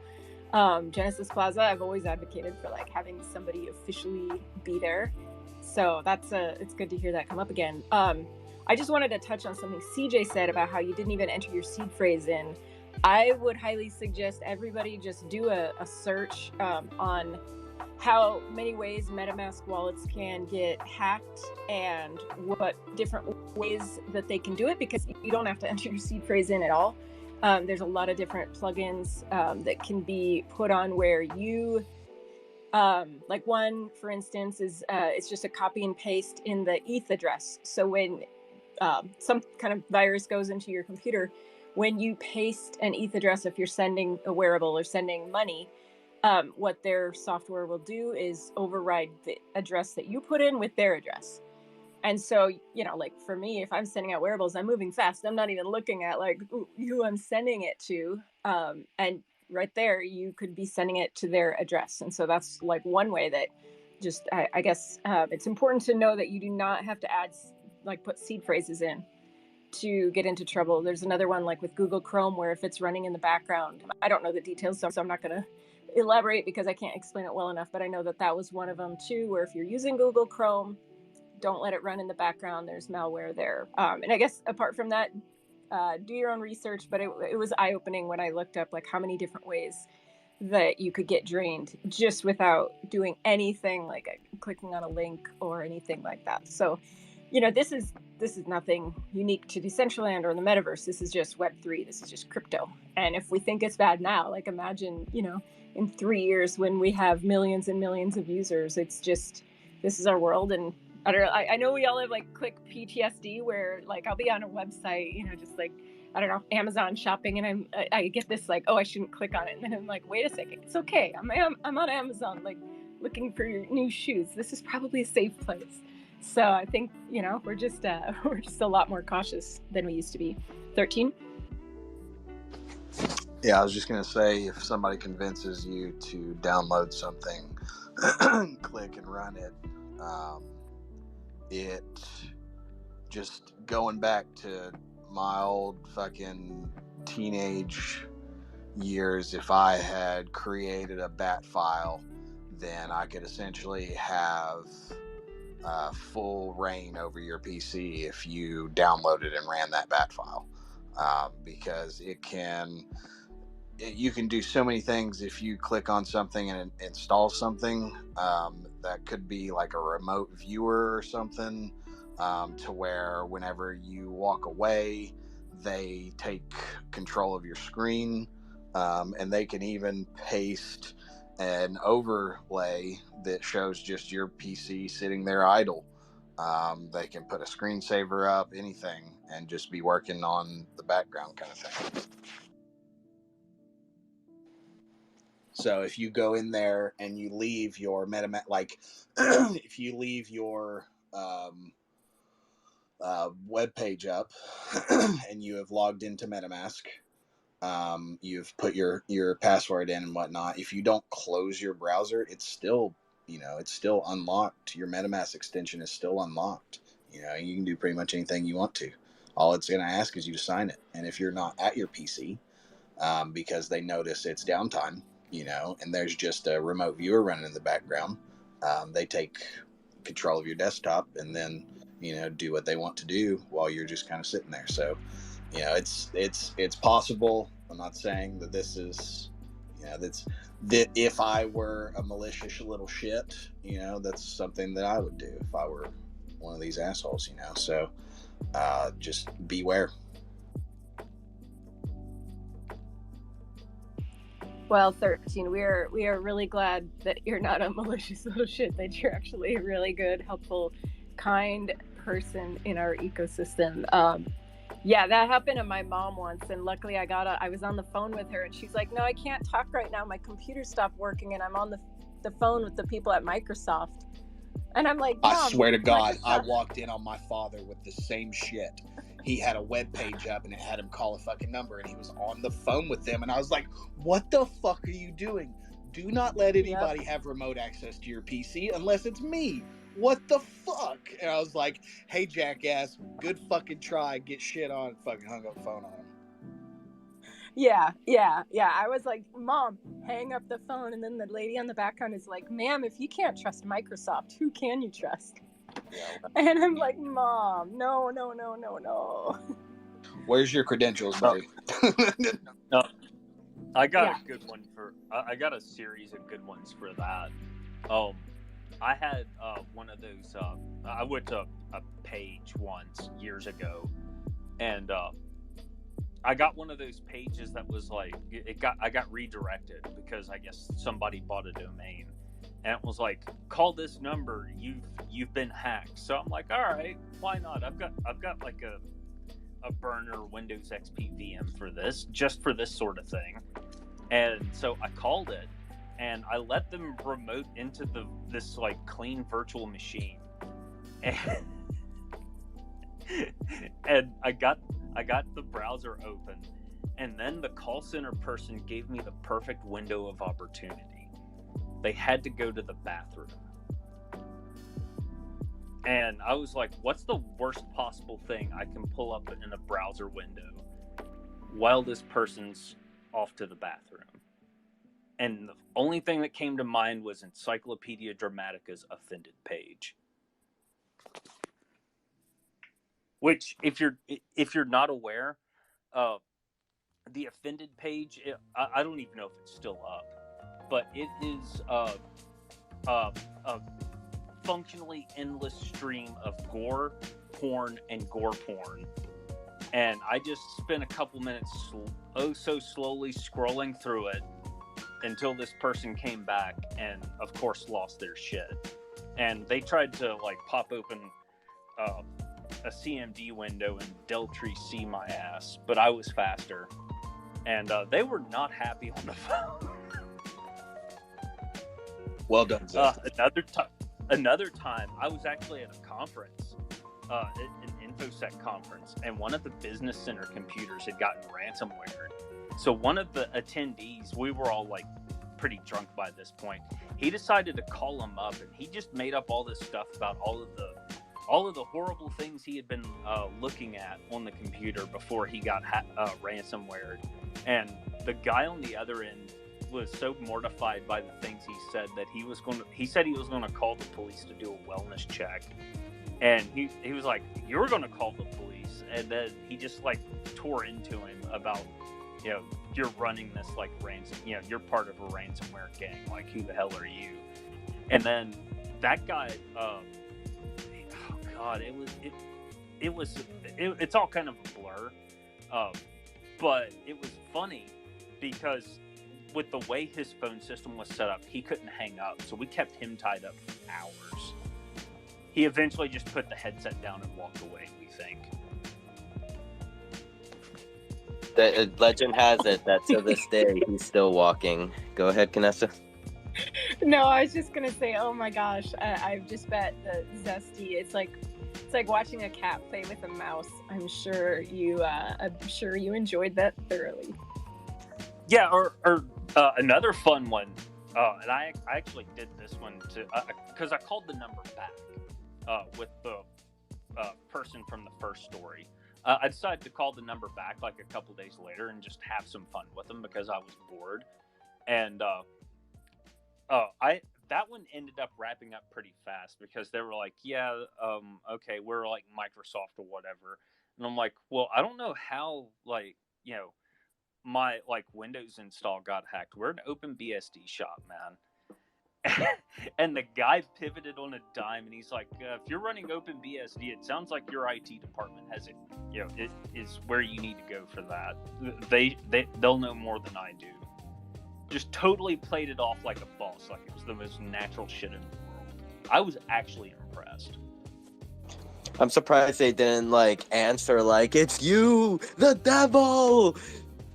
Yeah. Oh, one other thing I remember from the one that I showed the gore to, they told me they had me run netstat or netstate as they called it, and I was just like, oh god.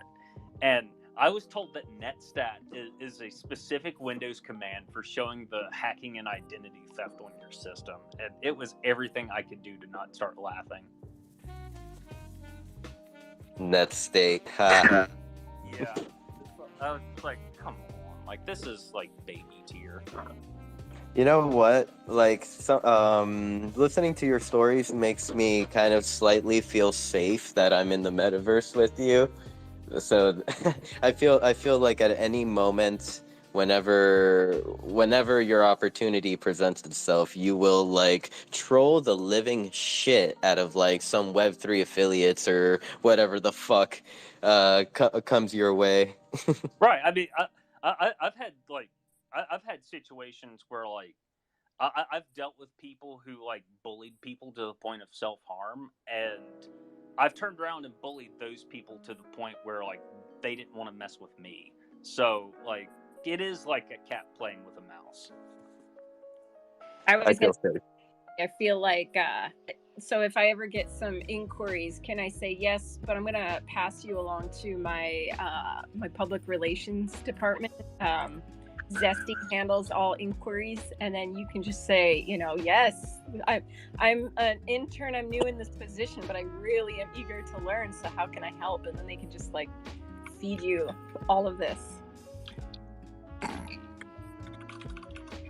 Oh, But I don't know, Zesty might not want all that business. Yeah, I am not brand safe. We'll just say that. Thank you, Zesty. And I see that Bubbles' hand, CK's hand has been up. How are you doing?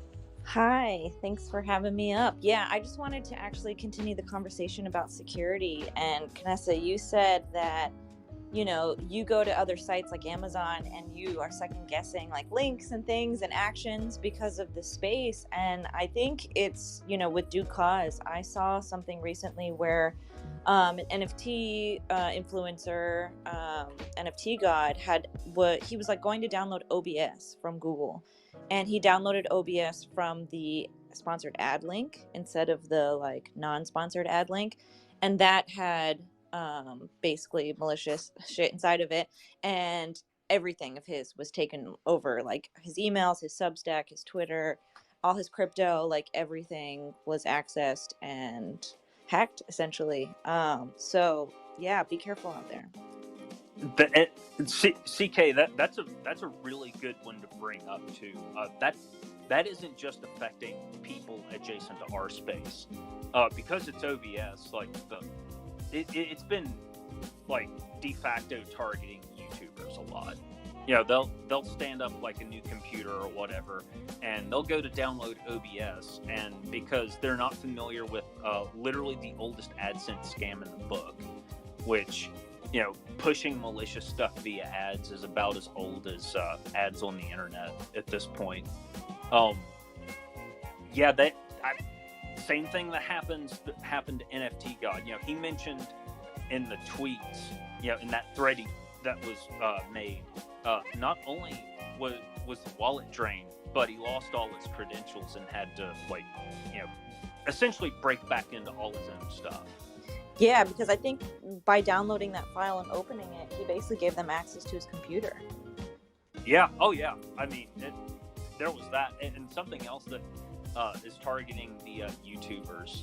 And I'm only bringing this up because I could totally see this happening to people in this space too. They'll get an email that's like, it looks just like any other sponsorship email. Nothing out of the ordinary about the wording. No red flags at all. But then there's like a PDF or a Word document or something, and that's the payload. But they actually like write the email so that it's like actually surprisingly non-shitty as a hook to get somebody to run whatever. And so if you've been on YouTube like in the last couple of months and you've seen these your feed's been polluted by these weird like scam videos where it's like hour clips from some Elon Musk Kathy Wood live stream that's old, and there's a bunch of overlaid stuff about it for some cryptocurrency pump and dump. It's because some YouTuber you watch got popped by that exact scam, and their account got taken over. Sadness. Yeah, I kept seeing that, and I'm like, what the fuck? I don't care about Elon Musk and Kathy Wood live streams. No thanks. So I'm just not interested. I've looked at the ARC chart. No fucking thanks. And then I found out that I actually found out like what was happening, and it made a lot more sense. So I was wondering what I clicked on to start getting like YouTube to start shit posting at me. Yeah, I think it just goes to show that like even in a space like this where we have to be super diligent to protect ourselves, like it's still out there too outside of Web3. So just keep talking about it. Keep talking about what you see or experienced, unfortunately, because the more we know, the more empowered we can be. Yeah, and really, what's interesting with like the OBS thing, for example, it doesn't even appear to target like our space, but they hook in like checking for things like MetaMask, because like if you've already popped somebody's box and you're like harvesting all of the credentials from Chrome, why the hell not go for like that random jackpot of like yoinking someone's MetaMask and maybe you catch a monkey JPEG that's worth some money or something. That's like hitting a jackpot on a slot machine. Guys, I am going to jump in because how is it possible if your Chrome, like your Google accounts have, two-factor authentication set up where they would have to, like, how is that possible?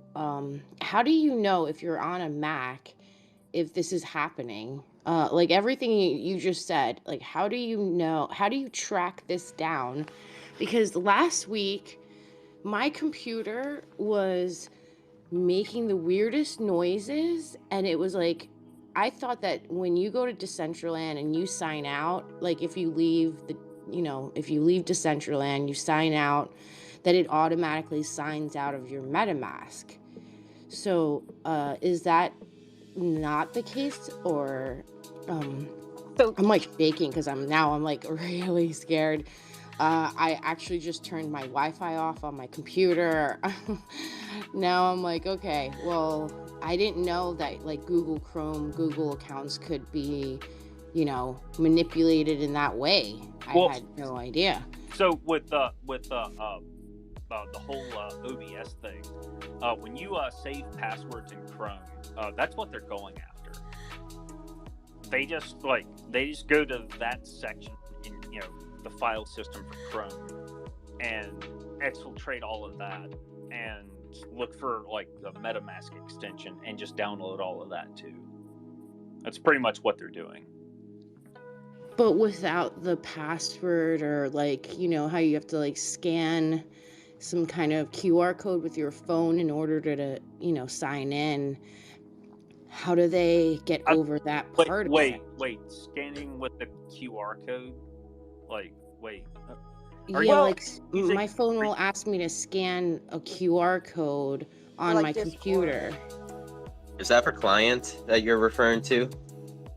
No, like when I go to sign into Decentraland and, my MetaMask is in my... The Decentraland client? No, just like the online one, because my weird. Mac actually doesn't work with the downloaded version of Decentraland. So now I just go online. Do you do it through Wallet Connect? Because you shouldn't have to scan a QR code to log in on browser. You should just use the extension in the browser. That's typically how you log in to Decentraland. The situation where the person downloaded the OBS file, that was because by downloading that file, they were essentially like, there was malware or whatever it's called. I'm not an expert on this stuff, but whatever it was that they downloaded gave the hackers access to their computer. So they didn't need the two-factor because the person was probably logged into their Gmail, logged into their Substack, logged into all these things that we auto log in all the time.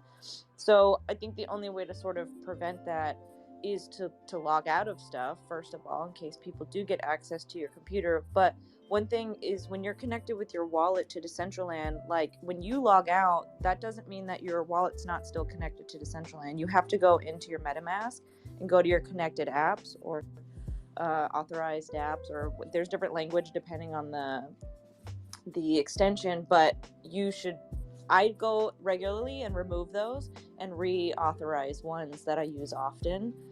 So that way I really only have like Decentraland connected. I don't keep most of my crypto stuff connected unless I use it like regularly throughout the day. And that's a really common way of like sites accessing. If you don't lock that, if you don't disconnect and revoke, Peanut Butter suggested going to the site revoke, I think .org or .com, but that will revoke all your permissions. Because, I mean, when you check in there, there'll be stuff that I'm like, oh, I didn't even realize, like, I went to, bridge some Polygon 2 weeks ago, and I'm still connected to that, or I'm connected to Decentral Games. So making sure that you go in there, and then if you click into your MetaMask account, there's just a little button that says lock. So that is how you that's how you log out of your wallet. So I guess you could think about it like your purse is the browser, but your wallet is the MetaMask. And so you can close your purse, but your loose change might fall all over your wallet inside there. So make sure you close your purse, the MetaMask, before you close your wallet. which is the browser. And then I think just being aware that like there are, there's just other ways to do it. Like our seed phrase is one way, but if they have the extension where you just, input a ETH address and it just automatically changes it to theirs, like you're just going to send them whatever you've got. But that's why I also say do your own research, because this stuff is always changing. There's probably new things out right now that make these look antiquated, and I think we just have to stay one step ahead of it. If I was a scammer, I'd be thinking, how can I get people, how can I get them 6 months from now or a year from now, like trying to think ahead of the game. And I think even like Wi-Fi, if you go to a hotel and you use public Wi-Fi to get onto your computer, well, maybe you get on there today and you don't have something on your wallet or anything, but that doesn't mean that, I don't know, can stuff be downloaded that in a year from now they have the technology to get in? I think that's all a possibility. DCL curations, I see you've had your hand. Yes, I feel like two things haven't. I feel like one major thing hasn't been talked about, and that's the use of a ledger. So if your MetaMask account were to be compromised, they could drain your account, right? And I have 10 MetaMask accounts or something like that. And I've got a couple Ledger accounts. So if they hacked my computer and they hacked my MetaMask, they would be able to drain my hot wallets. But my Ledger, even if they have the seed phrase, that's not true. As long as they don't have the seed phrase, there's no way they could get anything off of my ledger. And my seed phrase exists in one place, written down in pen on a piece of paper in a fireproof safe that I never look at. I don't even know what my seed phrase is. So, if you have valuable things, and I heard somebody talking about, using burner wallets earlier, having an empty wallet that you can use to test stuff, that's a pretty good idea. Or even, with mints, it might cost you a little bit extra to mint from a burner wallet and then transfer to your ledger or your cold storage. But, spending an extra $20 in gas is worth it if your asset is worth thousands of dollars, so that is a second line of protection. Then the other thing I wanted to mention is people talked about Google password storage. I don't use that at all. I pay for Dashlane, and Dashlane provides a password manager, a password generator, a VPN, and so all of my passwords, when I downloaded Dashlane, through every single one of my profiles, and emails, video game accounts, my Decentraland, anything I could think of, social medias, and it generates a 15 letter symbol long password, and I don't know the passwords to any of my accounts. Personally, if I do not have my Dashlane, I can't even access my accounts, and it's extremely secure. I haven't had any issues with it, and so Dashlane would be something I recommend, just for the generation purposes, and then also the storage purposes, and then also it's got the VPN, which is good to kind of cloak you as you travel through the interweb. Ledger, Dashlane. And I would also just caution, as we're having this conversation, I just want to make sure that this is recorded. People are listening. We don't know who's listening. So also just be careful with the details that you give away of I could say, well, I have my main MetaMask and then I have my 17 wallets that are attached to it, and I mean, if I was a groomer and trying to hack us, I would go back through and listen to this and find out oh, okay, Simple, does his storage this way and DCL Curations does it this way. So be careful with even just the amount of information that you're sharing with friends here or in chat. Because you can say something without saying something. You can say, well, I'm buying a Ledger next week. Well, you just told everybody that your assets are not safe. So just please be careful as we're talking. There's no reason to give out too much information. A couple things I want to hit on also, if you, some of this might be overkill, but if you're new and it helps one person, then it's not overkill. You can have different wallets Like you can open up, 20, I don't know how many different wallets you can have under one seed phrase. But if you are under the same seed phrase and that one account gets hacked, they're all compromised. So please, like, a new account is a new seed phrase. So that would mean you would take MetaMask off of your, browser. You'd put a new MetaMask on with a new seed phrase. So I think sometimes people, they think like, well, I have my main and then I opened up a new one under that. If you're a hacker, you're just going to come in and start like opening and find out like, okay, that like the real money this person stores on account number 11 on their wallet. And then also passwords, like don't take a picture of them, because the AI now, like what they do is go through your pictures. Like if your pictures are uploaded to the cloud, AI is so smart, they'll just go through and it's trained to look for like 10 phrase, images with 10 words in it, or 12, sorry. And then there you go. Like, so I don't know how many wanted to like take that screenshot of our seed phrase, because you don't want to write it down and you're like, I'll do it later. But don't take a picture of your seed phrase, write it down. And then there's some really good things you can get. Billfold is one where it's actually a metal wallet. And so it's really cool. It's like freaking stainless steel, heavy. You open it up, it comes with 5,000 little letters. And then you take these metal letters, you put it in to the actual metal thing. And they're all engraved with your seed phrase, so that that thing could burn. I think I don't know how the temperature that it's rated to, but it could go through a fire, it could go through a hurricane.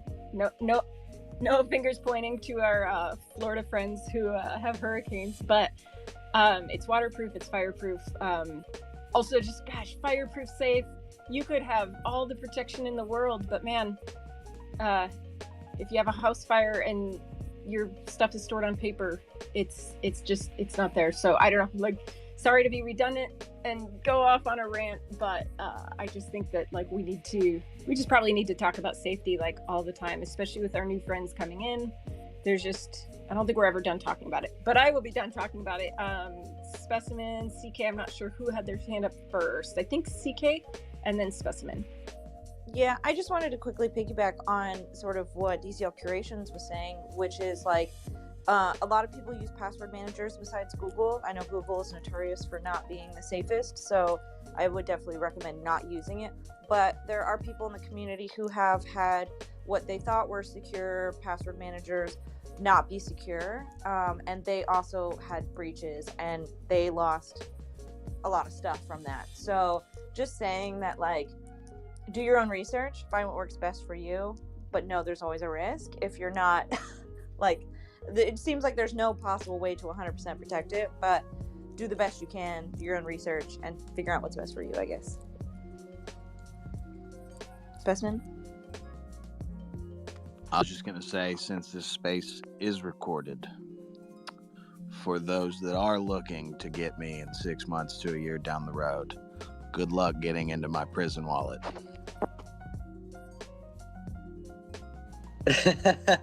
I feel like I understood that one a little too well. I mean, it's the most secure place for my CDs.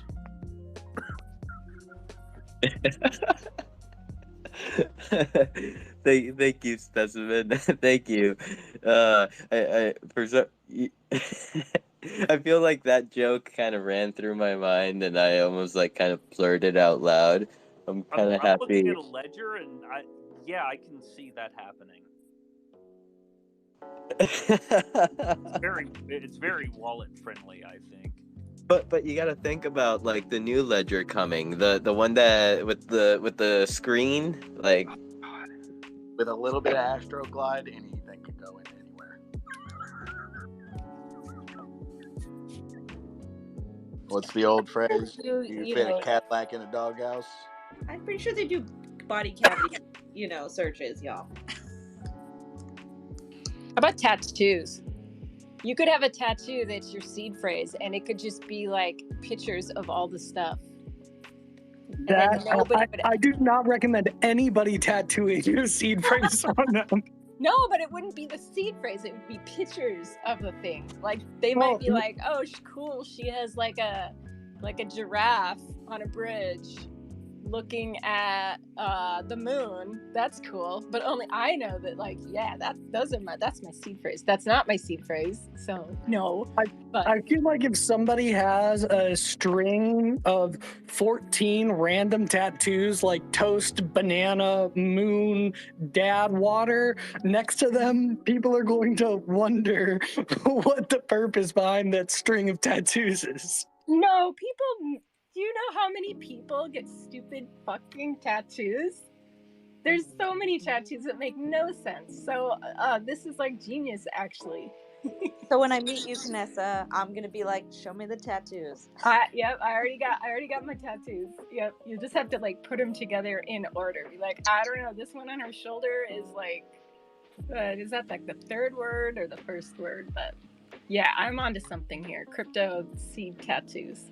Oh, you can get UV ink also that doesn't show up under. It doesn't show up unless you have a black light. So that's what I'll do. I'll have my seed phrase UV inked onto my skin. Where's SRGH? Can you make that happen? Yeah, he's in the crowd. Okay, cool. He can do it. Or how about Morse code seed phrase tattoos in case you ever go blind? Oh wait. 13. I was just gonna say, my seed phrase is also 13 words long. So good luck. Ha. Thank you, 13. Let's see. Oh, I see Chrono T is up here in the speaker panel. You've been here for a while, man. I'm sorry. How are you doing today? Hey, I'm doing really good. I'm actually just really enjoying, listening to everybody and just being a part of this community. It's awesome. Tell us about the new wearable. All right, so I joined. So I actually graduated from graduate school back, like last November, not this November, but the one last before. So then I joined Decentraland in January because I had heard about crypto and everything, and gaming on the blockchain really interested me. So I found Decentraland. I also found Sandbox, but I didn't like Sandbox. Particularly because it wouldn't even let you go into first person mode. I was like, what the hell? So anyway, I really like Decentraland because it's just basically, I ended up learning that it's being ran by creators. So we vote on things, and this is like the first game that's like this. Anyway, so I just really kind of fell in love with it. I've been working with Blender in graduate school. I would work with using a confocal microscope to image intraepidermal nerves, and then I would use Blender to visualize and render those nerves with proper lighting and stuff. So that's really cool. I have a website. It's www.aeonsmash.com. So it's kind of got a little bit of background. But anyway, so this wearable is about me and my friends. I mean, this is whenever I first came in, On the Rise was one of the very first people. Actually, I think she was the very first person that came up, and at the time, I would rap sometimes in the evening, and so she was the first person that was actually telling me not to shut up. So that was that was really cool. And then we met Cardinal Quack, and then Siswid, and Fermion, and several people here, and so the wearable is the Wonderwall shirt. So basically, it's just kind of a time shot of all of us hanging out. So that's basically kind of what it is. We're gonna use, I want to use the proceeds to, make more wearables and kind of do more things. We're creating a little incubator with, friends and stuff. And I want to start making tutorials on wearables just so that I don't forget myself, how I'm doing, what I'm learning, because it's kind of a steep learning curve, some of the tricks. So that's basically it. I just want to say I really appreciate, being here. I look forward to working with you all. I love the technology. I love to learn. I love to grow and being involved in exciting things. So anyway, that's it. Thank you.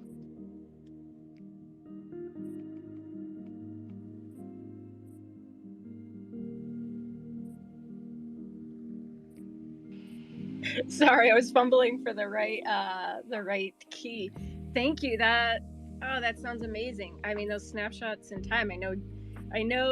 Like, I don't know the event, but I know what you mean with like Fermion being there, the Wonderwall, like just the friend group.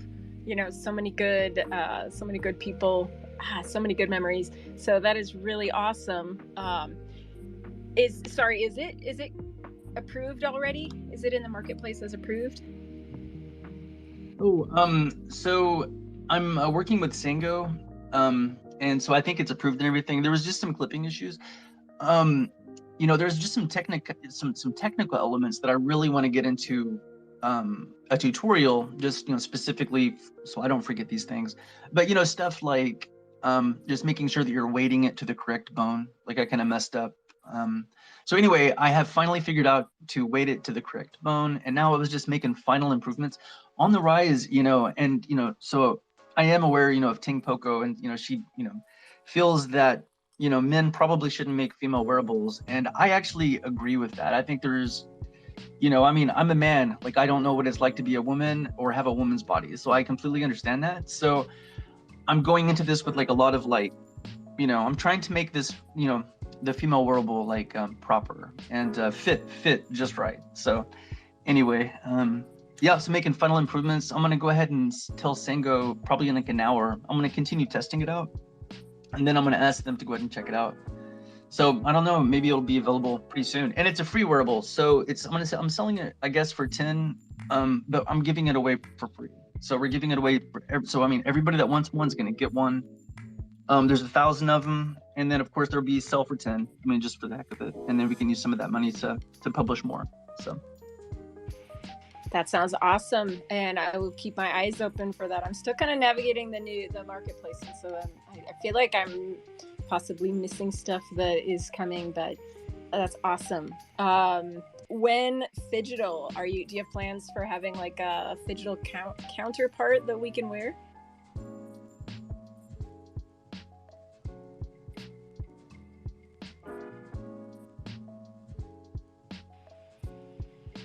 I don't hear him, but it's bugging because I can see the what your hoodie looks like in the avatar picture, and if I could have that IRL to wear, that would be pretty cool. So I don't know if your your mic is working or not, but please make Phygital. And if anybody else has Phygital stuff, I feel like all of us, I think we all need those. I'm just curious on the Phygital topic. If anybody knows of, I think DJ or CJ Tracks actually turned me on to something called like Teespring last year that I just haven't had the chance to get around to. But I've tried to place orders. I don't know, like 2 years ago, I put out a DCL Curations hoodie. And I wanted to, create those in real life just for family and friends and whatnot. But, if you're only buying like 10 or 20 of them, it's like, $60 a hoodie. I don't know, something ridiculous. So I'm just curious if there's anybody here that is, I guess, in the loop with somebody that creates or a company that creates, high quality, in real life wearables or clothing as some people call it. That's a good question. Please, if anybody has feedback on that, please come up and speak upon it. I know I have bought stuff from Redbubble before. I know that in a couple of our first Twitter spaces, we talked a lot about different options. I know Rustan had one where he had his Rustan shirts printed, and I think Mariana, you picked one of those up. Redbubble, I'd say the quality is it's not what I would describe as like high quality, but it's I don't know, it's pretty cool. I have a Decentraland hoodie that I've pretty much worn out. So like it's not bad quality either, but I know what you mean. Like to have a good hoodie that fits nice, like you got to be selective about your hoodies. But with those print on demand, at least it gives you an option to create something that is not going to break you because you don't pay anything. to make your design. You don't get paid until somebody buys it, but there's not that, like, I mean, you're already putting the money out for the, you know, the publication fees for your digital wearables. So those print on demand options are kind of nice to have some other way of getting it there. Also, it, you know, the confidentiality, like if you had your sweatshirt, your hoodie there, I could buy it. You would never know my address because I'm purchasing straight from the company, and then it gets shipped out from there. So it's another nice way of, you know, keeping undoxing ourselves in Web3 and getting some cool swag. Because like as we all start going to more, you know, conventions and whatnot, like, I don't know, you got to be wearing I think we all have to be wearing like our swag. Like, we don't have to be a walking bumper sticker, but we could be a walking bumper sticker. That'd be okay. And Mariana, was I right about you having Roussan's t-shirt? Yeah, I do. I'll have to wear it for the next DCL event. Nice. I gotta take a picture with it on versus like my other friends that we did that. So coming soon. Yes, there was one place where we streamed one of the events in Metaverse Miami into the parcel where we were at, and I was wearing the baby doll fleece that Father Finn designed, and then he was on the screen in real life wearing his real baby doll fleece. So that was pretty cool to like me standing there looking at him wearing his. So that was a very meta moment, I think you could say. Oh my god, I want that fleece. It's so nice. As somebody who saw it in person, super cute.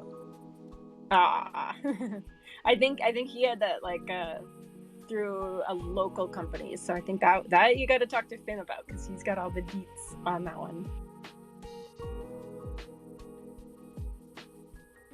And let's see, I think Shelly, you came up to speak. Welcome. How are you today? Hello, I'm doing very well, thank you. And it's just, I had to chime in because it's so funny you're talking about IRL merch, because that's what I've been working on all morning. I used to do this all the time when I was a blogger because we had merch for everything and we were on every print on demand site just because why not? You know, it's just time, and then you've planted those seeds everywhere. And we used to make a decent amount of money selling just random things. So this morning I was like, okay, I'm gonna do this, and just sneak little preview. It's for the Metaverse 3. We're so excited. So anyway, I dove into previous lists we had of like every print on demand site there is, and I started with Zazzle. Just cross that off your list. It was the most awful user experience. I don't ever remember it being that difficult, but that one sucks. So TeePublic is awesome. You just upload one design and then you basically select every product that you want that design to be on, and you can edit it like where it's placed, all on one page. Super duper user experience, fantastic there. And then, but cost wise, for like if you want to buy bulk to bring to an event or something, I don't quite know. Dino might know. I'm actually driving right now, so I'm going to ask him when I get back. But I want to know who DG used, because I was extremely lucky to win the DG hoodie in real life. Thank you, Tank Poco, for hosting that giveaway. And it's awesome. Super warm, great quality. The DG logo is embroidered. So curious to see who they used. I think I can reach out to somebody and ask. I'll let you know. Awesome. Thank you.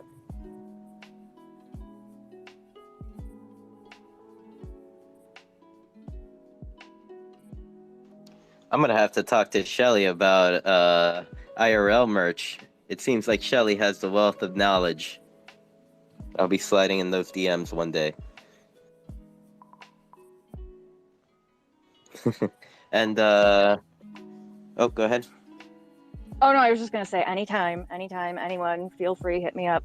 Sorry, I'm driving, so hitting the mic is like awkward. Oh, yes. Drive safe, Shelly.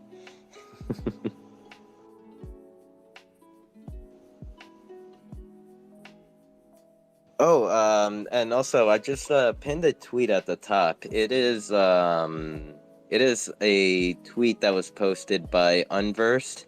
They are having a DCO awards, I guess competition, whatever, with Golfcraft, and Yeah, they're just looking for, people to go in and cast their votes for their favorite for different categories, their favorite people within it.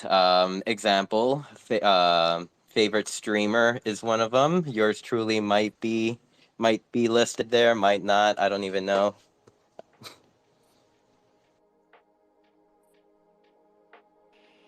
I want Golfcraft videos created desperately. I'm terrible at Golfcraft, but I really want a Golfcraft set of videos in the library, like 3. So if there's anybody who really likes playing Golfcraft on here, I mean, that's $300 that I would pay you for 3 Golfcraft videos. So, if anybody's interested.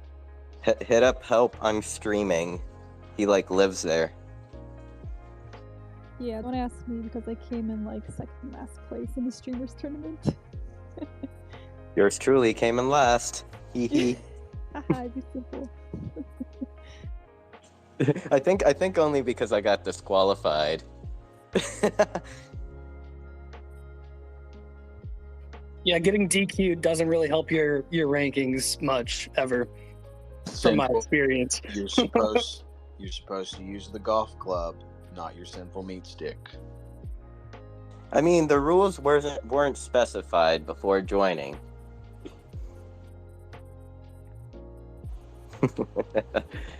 So it looks like we are up to our 2-hour and 18-minute mark. I do see a lot of new accounts in the bottom. If anyone is interested in coming up and asking any questions about Decentraland or just wondering what Decentraland is, feel free to come up to speak. We do not influence any mana market prices or anything like that. So if you're gonna ask me why the price of mana is going down, I don't freaking know. But what I do know is how I can get you on a screen on Decentraland if you're a DJ or an artist. Zesty Beam, I see your hand is up. Yeah, so I get the sense we're at that kind of one of those room resets. I've got one thing I'd like to bring up, and then I'm going to step down to make room for others. So a couple nights ago, it was brought to my attention that Third Eye Casino is gone. What? Yeah, man. So as I understood it from talking to Third Eye back last summer, he had some kind of business partner who actually owned the land, and then he sold it to Vegas District, and then Vegas District did some kind of trade with DG, so it's actually DG land at this point, and they have deployed over Third Eye Casino, so it is no longer a thing. Sadness. That was the only casino with stripper poles in it. I know, right? Gotta get to work on Casino 13. And those private rooms, man. But anyways, that is, if anybody's got video or pictures, hold on to it because that's what we've got. Unless somebody tracks down Cyber Mike or something, because he's the one who actually did the build.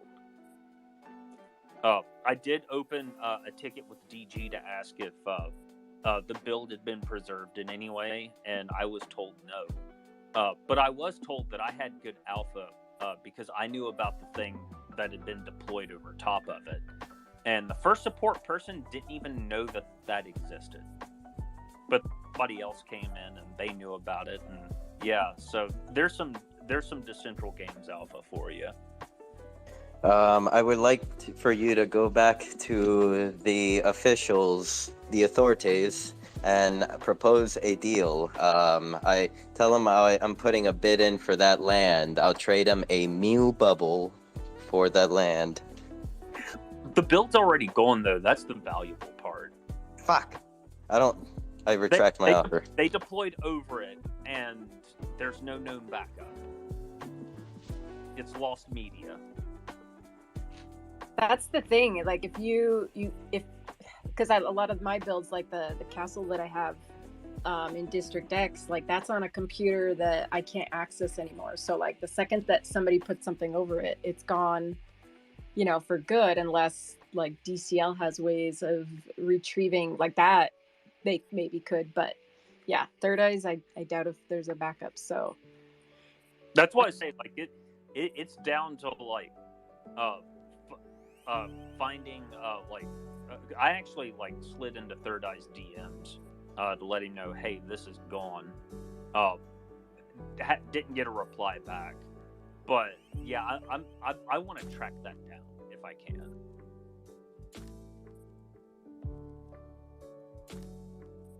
Yeah, So you by no definitely Cyber should. Mike, he's the best lead. Although that might have been like an exclusive, like, hey, you give me money, I give you a build, and then it's your build, kind of deal. I don't know any of that. I'm just like speculating. But what is objective fact is Third Eye Casino's gone. And you know, that's just kind of gonna be the nature of Decentraland, where there's gonna be, you know, these things that we fall in love with, but if they're not, you know, if the person who has that original file you know, moves on, then these beautiful, amazing places might just move on with them. So sorry to hear that place was pretty cool. Yeah. Yeah. If I can track it down, if you know, some fucking miracle, I end up like, you know, finding a way to recover the lost media, I'm just going to force myself to learn like dealing with worlds enough to deploy it to a world. But I don't think I have any chance of that. I think it's a lost cause, but I'm trying anyways, because it is such a fun and interesting build, or it was rather. Hey, you know what gets people's attention? Just say, I'll offer you some money for this build. I mean, it, you know, like maybe they'd let it go for $100. Maybe they'd be like, sure, let's talk. What do you got? And, or even the community crowdfund some archival historic builds and then put them under some DCL name, you know, in DCL worlds, and then preserve them. I feel like some of these, that would be worth it. I found like 9 or 10 pictures I took. I took them so long ago that it was from when I was an old man the first time around. And I found a YouTube like a link to a YouTube video on Google, but it's been privated. So I don't like, I'm sure there's like people with like footage. But yeah, that if you've got Third Eye footage of like a tour or something, I would be interested in seeing that.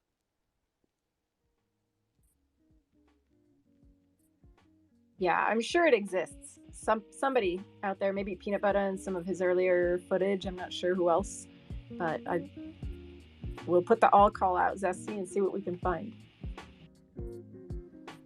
Yeah. Rest in peace. Rest in peace, strip club.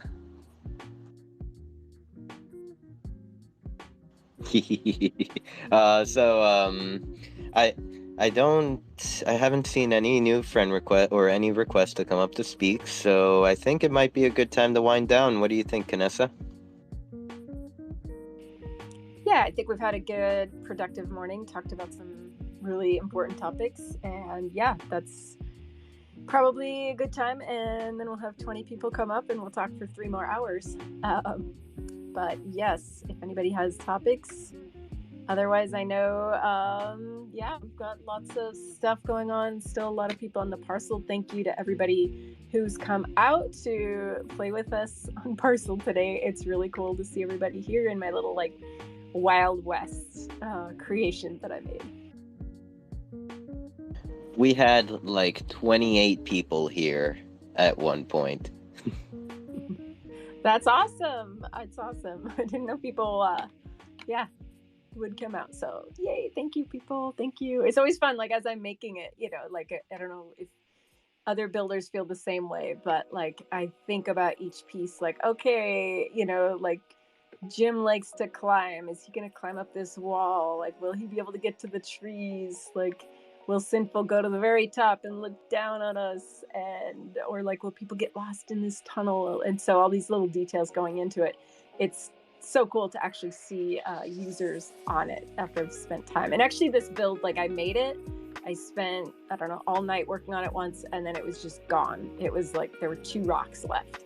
And so I was so like, it's just like, just a glitch in the builder where it happens sometimes. You go to save it and nothing's there. So that was weeks ago. So then I just, it's so frustrated. I just walked away from it. And then I got back in it recently, and then for some reason a lot of it was all there. So I don't know what my issue was. Maybe it was late at night and my computer was buggy, but yeah, save your stuff if you're working in the builder.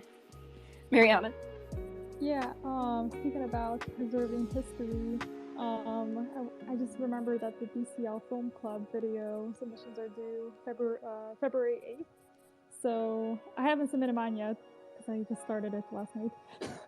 But just letting you guys know that those are still open till the 8th. I saw some really cool submissions, so yeah, don't forget to get some of those videos. And I need to remember to just make more videos this year. I think the last quarter of the year I wasn't recording as much because I was just running out of hardware space. So make sure everyone buys yourself a Lacy, get some external storage ready for 2023, and make some history and videos for Decentraland this year. That is all. Thank you, Mariana.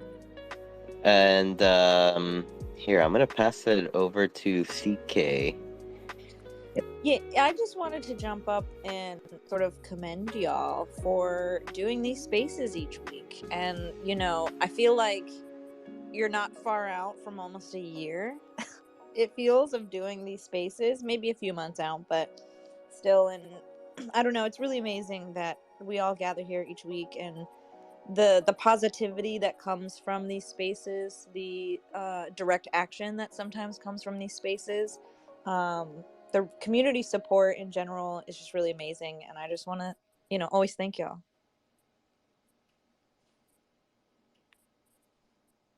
Thank you, CK.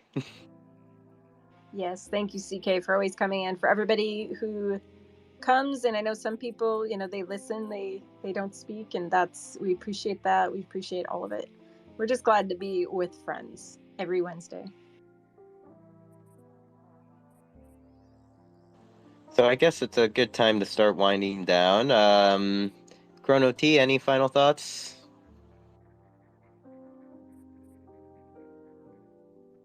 Hey, I just want to say I am nearly finished with this, and I'm gonna hopefully it'll be available soon, and I'm gonna be sending it to everybody. I need to learn a bunch of stuff, but anyway, I'm so glad to be here, and thanks for letting me sit in, and I look forward to more of these. All right, thank you. See y'all. Thank you for being here. DCL Curations? Caught me off guard. I'm actually currently in the virtual library testing. So, as a reminder for anybody who joined before since the last time I talked, we've got the DCL virtual library launching tomorrow night at 6 p.m. CST. Very excited to do our beta release with a subset of our quests and a subset of course material, and just excited to see the community show up and the community response. If you have feedback during the experience, we're going to be open to it. We also just kind of launched our Discord. It's been up for a while, but we just haven't published it. So in the events link, you can also check out the Discord in case you have any issues tomorrow or any recommendations. Or if you're interested in becoming a course creator, please reach out to me. And Canessa and Sinful, thank you as always. Thank you, Curation. Specimen, final thoughts?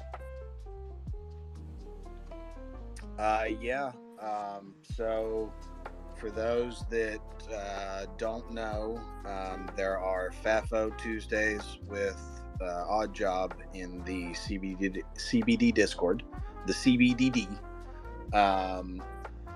let's see.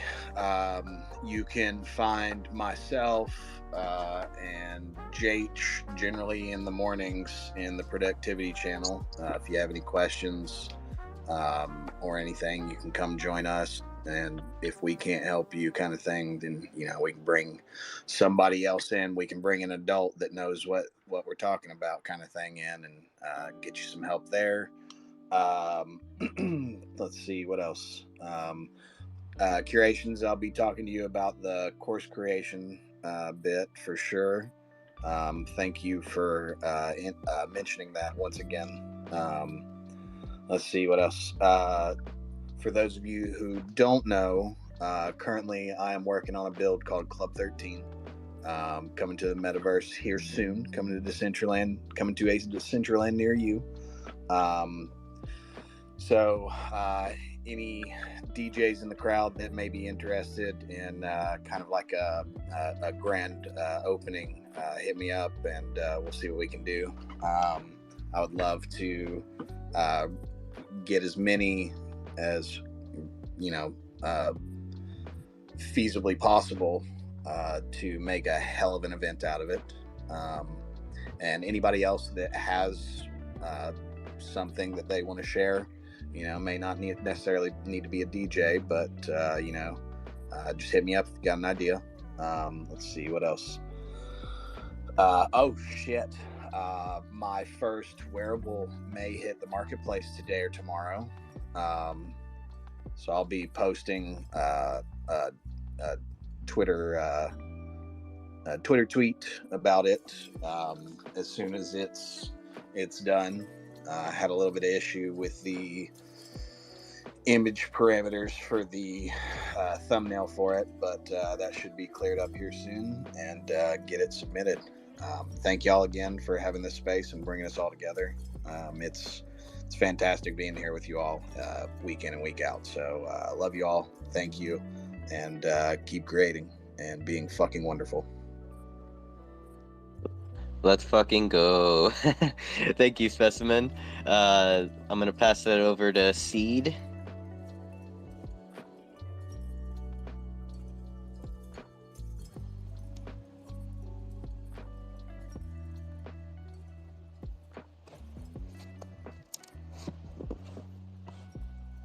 Maybe I can do the final for Seed. Seed had posted a pinned tweet at the top for Friday night's events. So Friday night at Seed, hosted by Seed. It's right across the Dollhouse at 8 p.m. Eastern. If you check out the pinned tweet at the top, you will get a link to the events page. And CK, did you have any final thoughts? Yeah, I guess on the flip side of showing y'all some love, I also want to show the community some love and shout out people like Chrono. I love you guys. I think I'm rugging, sorry. That's all right. We love you, Seed.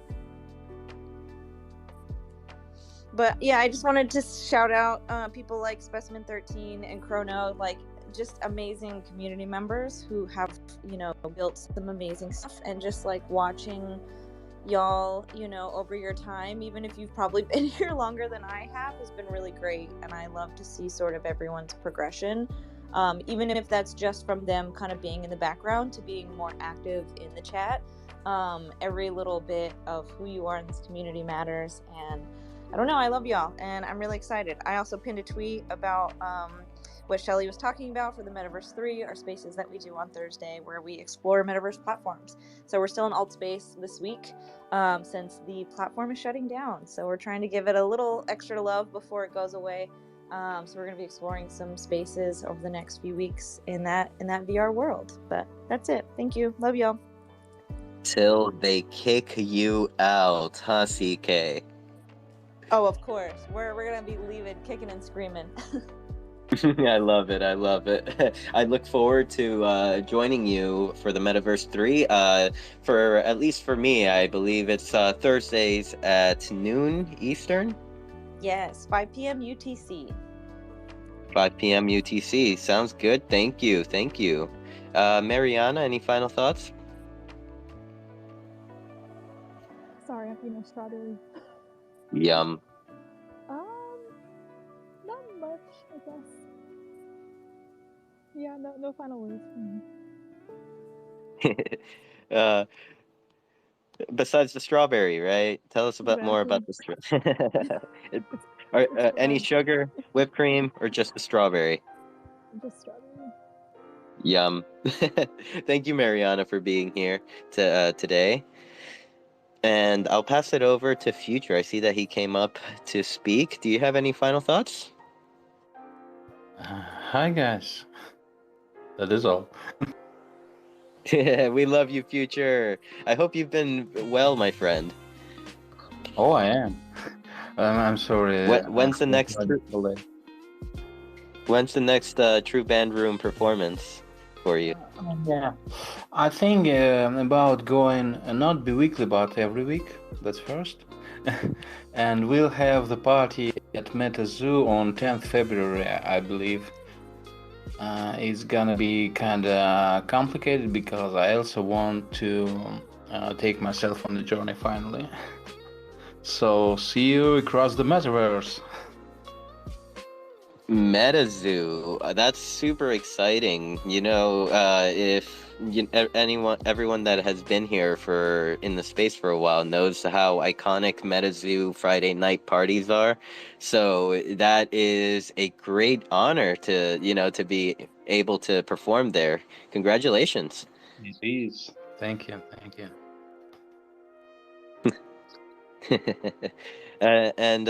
So I guess final thoughts, at least for my end. Everyone, thank you so much for being here. I really appreciate all your time. I know that a lot of you did the entire Twitter space, and I just appreciate everyone's love and support. I did pin a tweet at the top. It was posted by Decentraland.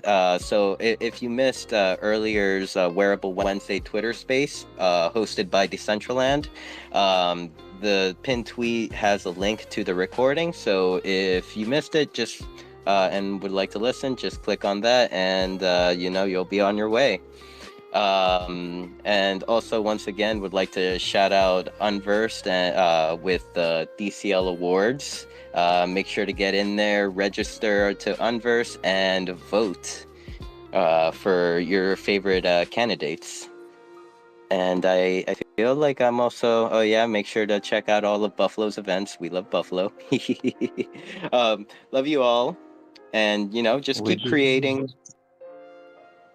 And in honor of Brandon that has not joined us today, Brandon 10, Wisher Vodka. No, you took my line. I was going to say that. Damn it. That was my sign off. Darn it. Where is Brandon? Why isn't he here? We can't. Right? He should be telling us to create. What the fuck? Yeah. We just record his voice, so then if he can't be here, we can set ourselves off for a good week ahead. Because I'm kind of lost without him coming in telling us that we're beautiful people and what we make is awesome. Just keep making shit. And Brandon 10, wish if I could. Oh. I hear he's doing voiceovers now and stuff. I saw one yesterday, I believe, and I was like, damn, Brandon's gonna start becoming expensive. Oh my god, that is awesome. Yeah, Okay, well, just have a pre-recording of having Brandon all y'all motherfuckers create Brandon 10 Wisher Vodka, and then that's it. That's all we play. That's what we need. That's how we know we're done. Well, I'll try to send us off without that. But yes, Brandon 10, and thank you everyone for being here. And don't forget Mo Beats, Mo Fire, Mo Everything on Sunday, and we will see you next week. Have fun, be safe. Love y'all.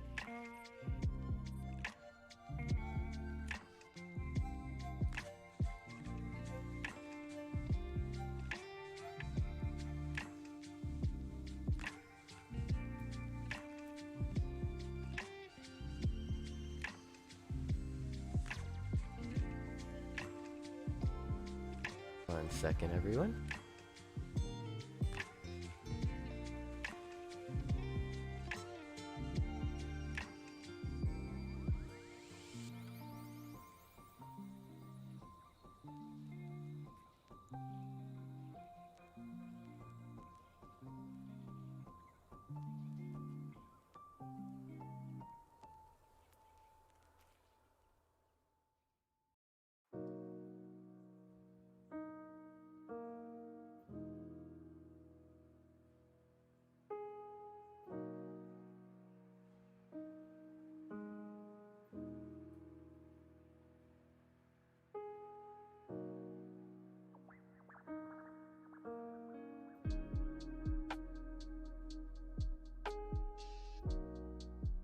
Okay, I am back. I am back.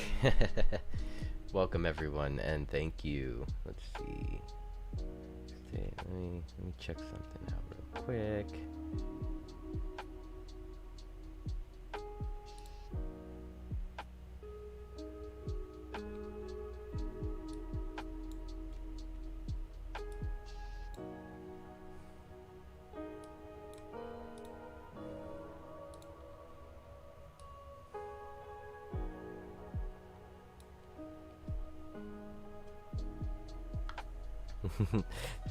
Just would like to thank everyone for attending today's Wednesday Twitter space. Kanessa and I are always excited to host these because we just love being around every single one of you every week. I really appreciate everyone just being here on Parcel today. It's been an amazing experience. Just being able to do this for you guys, the community. Much love to you. Let's see, what kind of shenanigans should we get into today? Perhaps maybe maybe head over to Genesis Plaza. Might be something to do. Head over to Genesis Plaza, maybe kill a little bit of time there, and head over to the poker room. I need to head over to the poker room and do my my table slave work. Man, they got me hooked.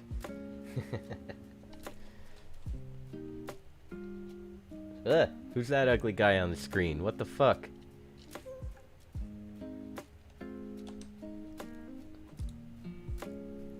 Yes, and also I must